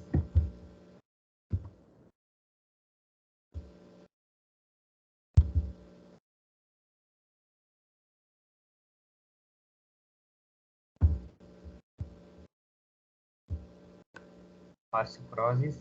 Our osteoporosis تعرف الريسك فاكتور دي مهمة. الريسك فاكتور common in postmenopausal elderly patient with no physical activity and patient with low diet low in calcium, low calcium in their diet and vitamin, and smoker and alcohol consumption. And this risk factor for osteoporosis. Like the osteoporosis changes commonly seen in which part of the body? يعني in the foot, in which part?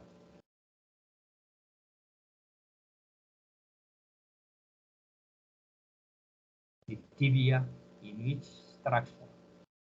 On which bone يعني? Fine. Spine. طيب to detect this osteoporosis in spine, what is the you have to do lateral X-ray for which part of the spine. أكتر حاجة بتفيدنا which part.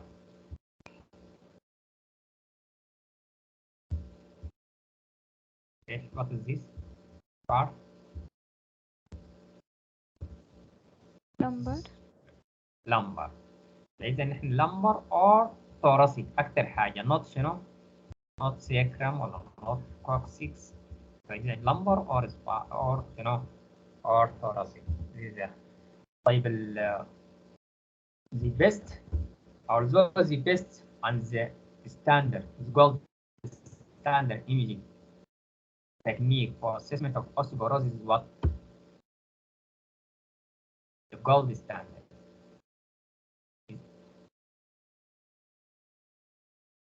ديكسا. DEXA. لكن إذا DEXA not available نعمل X-ray for the lateral view for which part? For the lumbar or thoracic. يعني احنا دائما بنعمل lumbar spine X-ray. This is the DEXA spine. Osteomyelitis اتكلمنا عنها. أول patient بيجي ببون pain and tenderness. Features loss of bone density, thinning of trabecular, looser zone and bone deformity, especially the last one. looser zone بنسموها سوري fracture زي ما اتكلمنا والبون deformity. This sign اللي اتكلمت عنها codfish. Codfish vertebra is the sign of osteomyelitis. This codfish. And this is a pseudo fracture. لاحظ إنه كأنه في fracture. This is the perpendicular line to the cortex. Perpendicular line to the cortex. But this is a looser zone or the pseudo fracture. And this is a deformity, bowing of the. طيب الريكتس usually patient present with what? deformity يعني impaired growth. نعرف الساينس بتاعته دي. تقريبا هي سهلة وحافظينها أتوقع كلكم. cupping and praying of the metathesis يعني الميتافيزيس بيكون شنو يحصل له cupping instead of clubbing. يكون مقعد. cupping لاحظ إنه حصل له شنو cupping. لاحظت هنا هو شنو club يعني كونفكس كده مقعد لكن هنا حصل له كابل كأنه حصل له بقى شنو كونكيف اللي هو اسمه كابل with fraying يعني irregularity of this metathesis with increase or widening of the cross plate لاحظوا هنا على narrow normal يعني but here it is widen of the gross plate. طيب عندنا ثاني الساين الموجودة in the chest اللي هي prominent nodular costochondral junction. nodular costochondral junction دي بيسموها reticular rosary يعني حصل prominent of the costochondral junction. فإذا نعرف what is the sign of ricket on the chest in the chest X-ray can be seen اللي هي prominent nodular costochondral junction or prominent nodular costochondral junction on the chest X-ray is the sign of what? The sign of rickets. Prominent nodular costochondral junction. طيب in hyperparathyroidism بس نعرف دي اللي هي السبراوسيال بون ريزوربشن. لا ما تنسوا هنا السبراوسيال بون ريزوربشن لكن نعرف شنو؟ the characteristic site يعني بتحصل وين السبراوسيال بون ريزوربشن؟ usually in the middle phalanx. radial aspect in the second or third finger يعني احنا دايما نمشي للسكند or third finger نشوف شنو الميديال phalanx and the radial aspect not ulnar aspect يعني تعتبر دي radial aspect. إذا this is supraocular bone resorption تحصل كأنه erosion supraocular bone resorption. الساين دي مهمة لأنه هي باثوجنومونيك أو hyperparathyroidism يعني لما نلقاها هي ما بنفكر في other differential diagnosis supraocular bone resorption لكن لازم تعرفوا الساين بتاعها second or third finger is the second or third finger middle phalanx this middle phalanx radial aspect. إذا بس نعرف الأساس يعني إذا قلنا just hand X-ray of patient demonstrate the subperiosteal bone resorption in the middle phalanx of the second fingers as the radial aspect. The diagnosis is hyperparathyroidism. برضه نعرف الديسيز شنو؟ ريجيرسي سباين هي تذكروها ريجيرسي سباين. ده دي سكلوريتيك لوسن سكلوريتيك لوسن سكلوريتيك كأنه ديس يونيفورم دي سكلوريتيك لوسن كأنه دي. بس this is a ريجيرسي سباين. تعرفوا إنه seen in which condition is in renal osteodystrophy. renal osteodystrophy. This is so يعني زي ما بقول لك ريجيرسي سباين is a feature of what? Is feature of renal osteodystrophy or renal osteodystrophy characterized by which sign on the lumbar X-ray or the spine X-ray is radial spine, and you have to connect between the radial spine and renal osteodystrophy. الكروماجالي برضه مهمة جدا. الكروماجالي تعرفوا الساين بتاعتها دي وهي كل الحاجات اللارج اللي هي الثيكنينج اوف ذا كالفير فون. لاحظوا انه الدقيقة ثيكن prominent of the exhibited preference دي بقت prominent. إذا عملت palpation in the posterior hand تلقاها prominent and the frontal sinus enlarged. يعني إذا عملت إكس راي أي واحد ما بتلقى الفرونتال ساينس دي enlarged. بالإضافة لشنو؟ البروميننت أوف شنو؟ الوايدنينج أور enlarged أوف شنو؟ السيل فيرسيكا. السيل فيرسيكا is enlarged. This is in addition to شنو؟ enlarge of the شنو؟ of the jaw. enlarge of the jaw. This is sign of acromegaly. يمكن أقول لك skull X-ray lateral and frontal view demonstrate rounded and enlarged cellular vertica with enlarged jaw and thickening of calvarian bone with prominence of occipital protuberance. What is the most likely diagnosis? Then this is the acromegaly. طيب, also this other condition present with widening of the fibula. This is لاحظ إنه calvarian bone or fibula are wider. In addition to شنو this sign اللي هي بيسموها hair on end. لاحظوا كأنه هنا في شنو؟ كأنه في hair كده. hair on end appearance. فإذا إنه ممكن أقول لك إنه مثلا skull X-ray of patient demonstrate widening of the fibula with perpendicular striation or hair on end appearance. What is the most likely diagnosis or what must be the cause? And let other option false thalassemia. Although sickle cell anemia also may cause. يعني ممكن يجيب لك برضه sickle cell disease or thalassemia. sickle cell disease or or thalassemia may be causing this feature.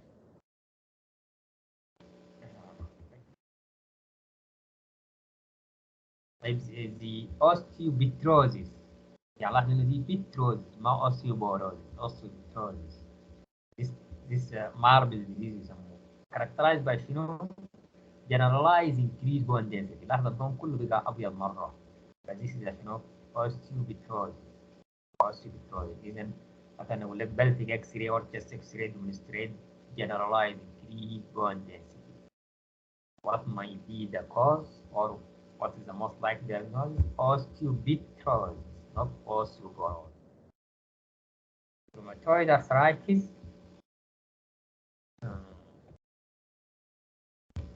نعرف إنه الإكس راي is the initial imaging study. إذا patient مثلا جاي ب morning stiffness و joint pain, joint pain especially in the morning and stiffness and deformity. يعني ممكن أهم شيء نعمل first the initial investigation is X-ray. نعمل X-ray.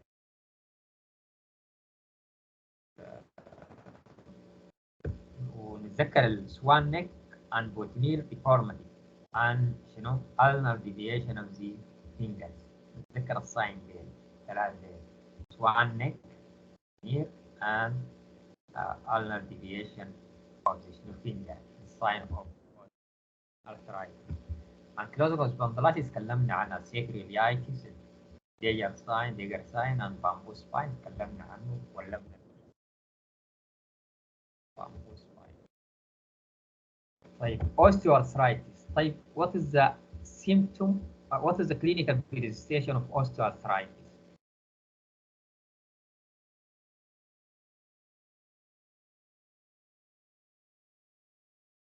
Yes. Clinical presentation of osteoarthritis.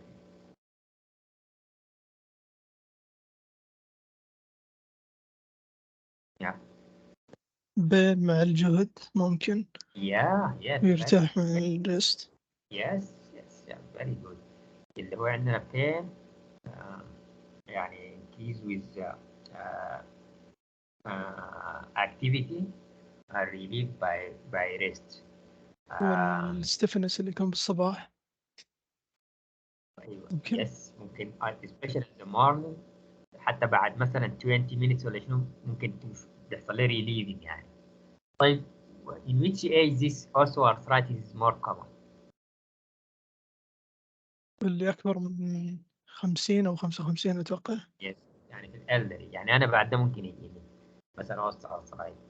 طيب فهي in the elderly yes. إذا ده الكلام ده مهم اللي تكلمت عنه ده clinical presentation concerning the age and the characteristic feature pain that increase with activity and is more common in the when the patient walk يعني in the early morning بعد ذلك بيحصل له relief يعني during the day. ثاني مهم جدا زي الساين of X-ray يعني الساين دي مهمة جدا يعني لاحظ إن أول شيء شنو الجوينت سبيس narrowed يحصل narrowing of the joint space with irregularity. ثاني عندنا السبكوندر سكلوروزيس المنطقة البيضاء دي سبكوندر سكلوروزيس يعني بعد الكارتريج immediately بتلقى في المنطقة البيضاء دي فدي شنو سكلوروزيس يعني زي ما اتفقنا السكلوروزيس هو شنو يعني opacity يعني منطقة بيضاء سبكوندر سكلوروزيس and osteophytes المناقير هذه degenerative changes osteophytes and subcondylar cyst subcondylar cyst this اللي هي شنو المناطق السوداء يسموها subcondylar cyst. This is very important sign of osteoarthritis. Don't miss this sign. Irregular joint space narrowing, subcondylar sclerosis and subcondylar cyst. مثلا هنا برضه نفس الشيء. طيب جاود بس تذكروا الجاود انه بيعمل لنا erosion يعني erosion of the affected bone with soft tissue يعني المهم جدا انه بيعمل شنو erosion of the bone with adjacent soft tissue common in the metatarsal pharyngeal joint especially the big toe. This is the most common. أهم شيء إنه بيعمل erosion of the bone with soft tissue component. This erosion with soft tissue. طيب vascular necrosis الكوزز أهم شيء طبعا in this country تقريبا sickle cell disease كثيرة فلذلك هو one of the cause of the sickle cell disease presentation of sickle disease is a vascular necrosis. إذا sickle cell disease may cause a vascular necrosis. In addition to trauma والbirth disease والsteroid drugs. On plain X-ray for the idiopathic vascular necrosis اللي هي birth disease the patient usually between the 4 to 8 years. On plain X-ray طبعا في البداية ممكن يكون في اوستوبينيا وكده لكن ليتر بيحصل شنو سكلوروزي لاحظت بيحصل شنو زي calcification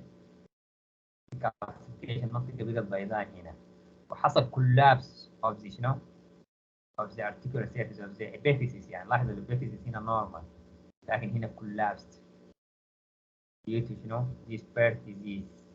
Birth disease may be unilateral sometimes bilateral.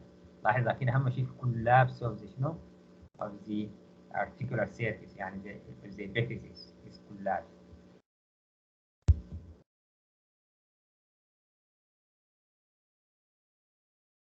طيب osteodystroma is a benign condition بس أول شيء تعرفوا إن هي usually present with night pain and this pain relieved by non-steroid anti-inflammatory drugs such as aspirin.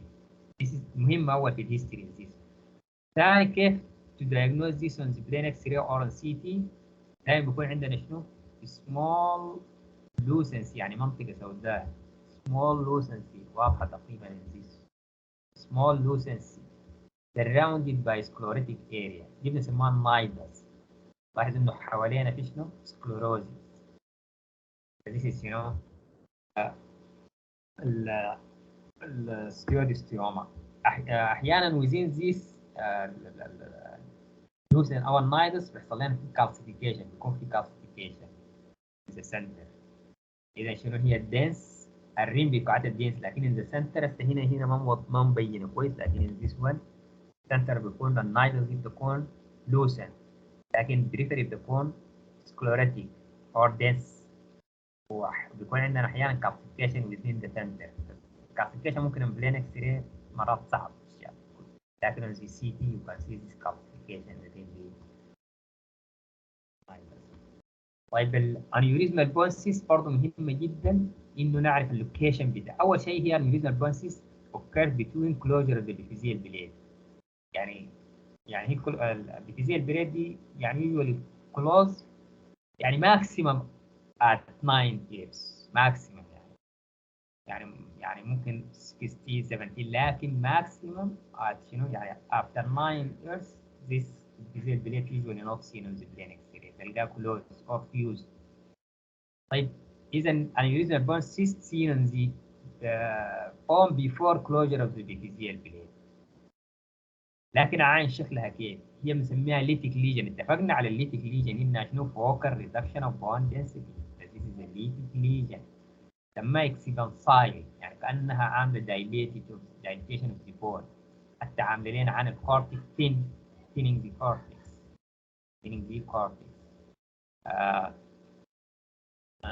اذا عملنا MRI for the aneurysmal bone cyst بنلقى fluid level. لاحظ انه في خط مستقيم the interface between the two signal intensity. this is the شنو؟ fluid level خط مستقيم. فنعرف انه زي ده fluid in the two interface between the two component يعني. this is fluid level. اهم شيء the plain X-ray شنو؟ extensile lytic lesion in the metaphyseal. extensile lytic lesion حتى عاملين لنا ثينينج اوف ذا كورتكس. اهم شيء قلنا شنو؟ بيفور كلوجر اوف الابيفيزيال بليد. يعني دايما البيشنت بيكون 90 اور ليس اذا قلنا لك ان هيستوري او اذا بلين اكس راي شوف انه شنو هناك نوت كلوز. فذيس اذا شنو؟ الابيفيزيال. لاحظ انه برضه شنو؟ الابيفيزيال بليد اوبن. فذيس اذا الابيفيزيال ميتافيزيال ليتيك ليجن ليتيك فوكال ريدكشن اوف بون دنسيتي. اكسبانسايل. لاحظ انه عملت لنا توسع في البون كده. اكسبانسايل ليجن. فدي is an aneurysmal bone cyst. اذا عملنا MRI زي دي تلقى فلويد ليفل. تلقى انه تو يعني خط فاصل بين التو شنو؟ كومبوننت او السيجنال اللي هو فلويد ليفل. شوف واحده بتشبهها تماما لكن شنو؟ after closure of the epiphyseal blade. الابيفيزيال بليد هسه هي not seen. although it is a شنو؟ extensile ortholytic lesion. extensile lytic lesion. لكن هي بتكون دائما صاب شنو؟ articular. لكن after closure of the epiphyseal blade. يعني usually البيشنت اذا قلنا لك history حنقول لك مثلا ممكن 20 21 23 مثلا هي more than 90. او اذا انت عندك الاكس راي اول حاجه تعاين لشنو؟ لانه الابيفيزيال بليد close or not. فذيس is giant cell tumor. فالاثنين بيشبهوا بعض شديد. giant cell both are expansile lytic lesion usually seen as the metaphysis, but the aneurysmal bone cysts seen in the premature form and the giant cell tumor seen on the mature form. طيب bone tumor, what is the best imaging modality to diagnose bone tumor?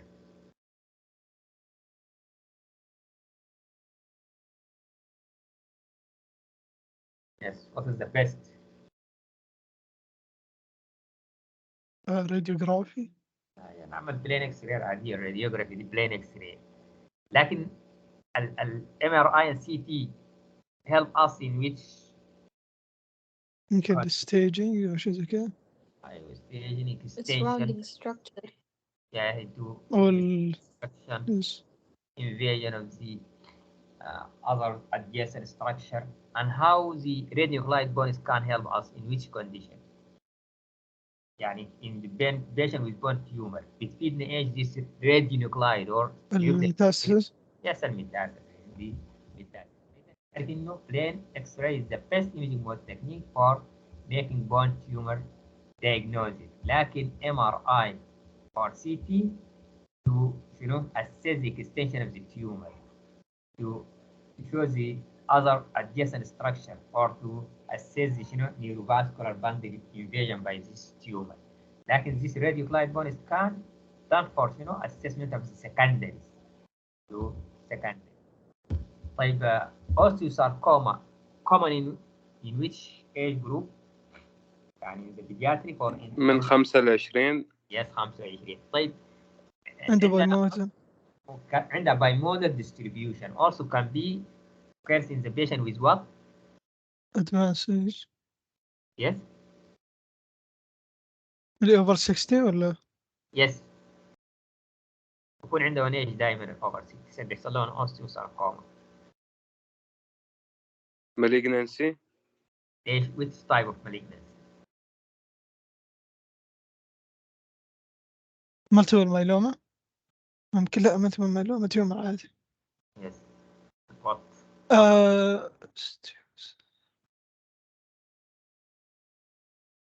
في patient عندهم تيومر معينه ممكن يحصل لهم osteosarcoma in this patient. باجي disease البيشنت عندهم باجي disease can develop osteosarcoma.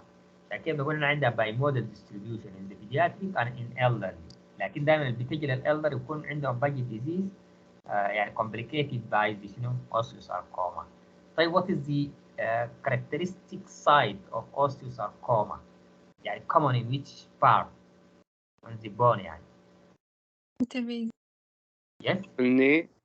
yes around the knee. Yes around the knee in which part in the يعني diaphysis or epiphysis or الميتا.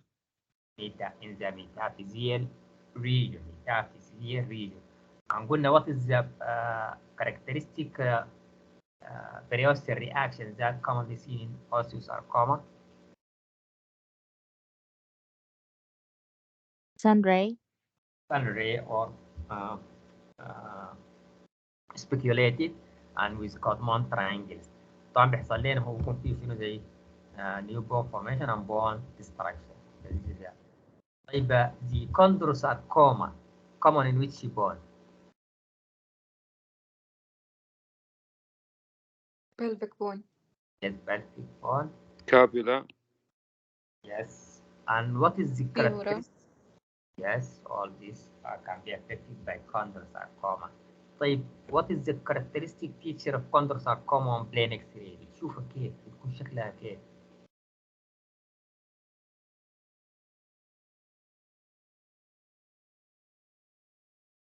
طيب sclerotic or lytic؟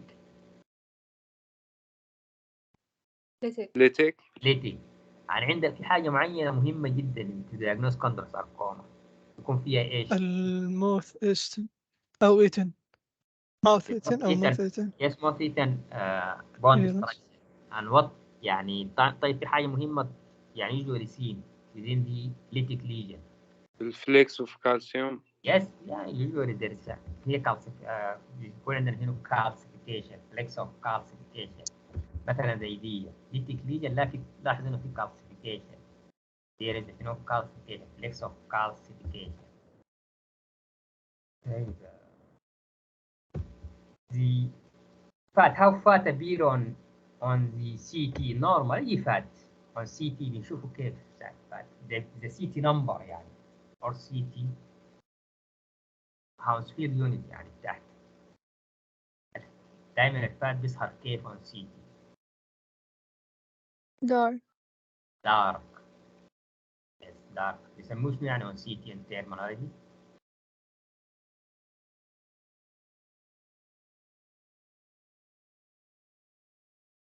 التيرمز بنستخدمها في السي تي دايما شنو؟ دنس. density. طب هي ده بيكون شنو؟ هايبودنس. هايبو عفوا. هايبو يس هايبودنس زي دي. حتى بنسموه قلنا هو فيري بلاك، هناك بيسموه شنو؟ نيجاتيف هاوسفيلد يونت، يكون بالنيجاتيف ماينس. فديس از فات. فاذا البيشنت عنده لايبوما اكيد حتصل لنا وفات. فاذا نعرف فات تيشو ابير دارك اون سي تي. فات تيشو ابير دارك يعني وات از ذا ابيرنس اوف فات تيشو اون سي تي. حتى اذا انت ما عارف انه تكون عارف التيشو appearance on the CT بتعرف انه اللايبوما لانه containing fat اكيد حتصل شنو as a fat tissue. طيب osteomyelitis, what are the features of early osteomyelitis? Features of early osteomyelitis on plain X-ray. عندنا 3 signs.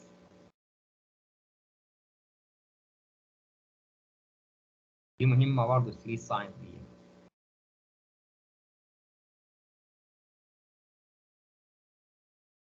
بيشن اذا كان حصل له osteomyelitis early signs بتحصل لنا ايش؟ مثلا هنا كان yes soft tissue yes what else؟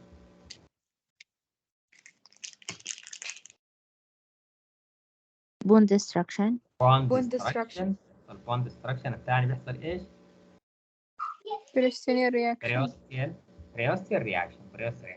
طيب what are the best imaging technique to detect the osteomyelitis earlier؟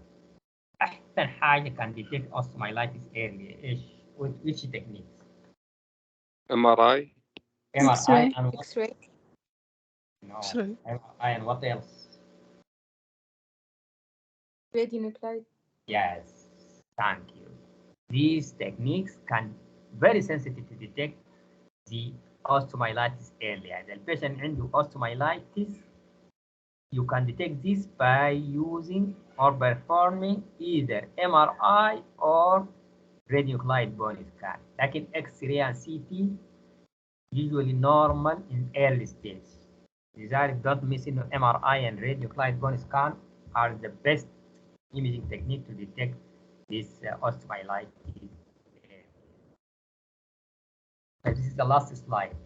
أول شيء نعرف what is this condition called؟ حصل إيش من البيشنت ده عنده إيش؟ أول شايف إيه؟ what do you see؟ إيش ده نسميه إيش؟ أي منطقة بيدون إكس راي كده نسميها إيش؟ Calcification. Classification. إذا this calcification البيشنت ده كان عنده bone infarction. حصل له healing by calcification bone infarction. نتذكر إنه bone infarction causes. What are the causes of bone infarction? Common causes of bone infarction. Sickle cell disease. Sickle cell disease and radiation and sometimes incidentally. فإذا مثلا إحنا عملنا إكس راي فور ديبيشن زي دي لقينا irregular calcification مثل دي irregular calcification diagnosed as bone infarction. What should be considered the cause and what should be the cause? What may be the cause? ممكن الكوز يكون what؟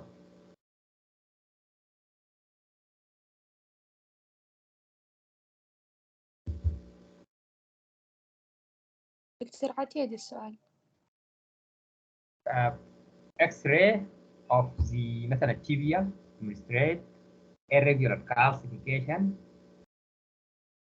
in the medulla of the tibia with diagnosed as bone infarction. This is diagnosed as bone infarction. What may be the cause of this feature يعني diagnosis. What is the diagnosis؟ يعني the possibilities. يعني اتوقع انه البيشنت ده يكون عنده واتش ديزيز يعني.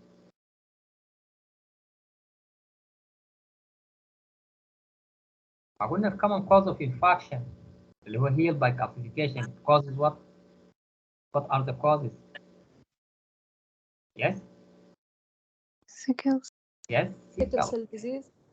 A sickle cell disease may be or patient is يعني exposed to radiation or incidentally. إذا إحنا إذا جبنا سيناريو زي ده نقول لك what may be the cause or what is the most likely diagnosis إنه يكون sickle cell disease ونجيب لك واحد من دول. إذا this is the maybe. Any question? يعطيك العافية دكتور. نرجع الأنبوس لازم. أرجع لأن في والله أسئلة كثيرة although I try to cover it during my discussion لكن I can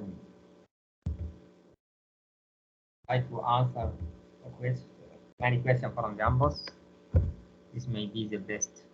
لكن I try to cover most of the question during my discussion. لكن it is better to go back and answer some question also.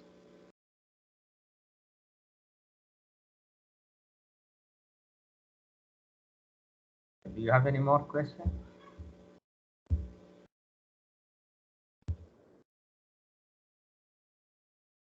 الله يعطيك العافية.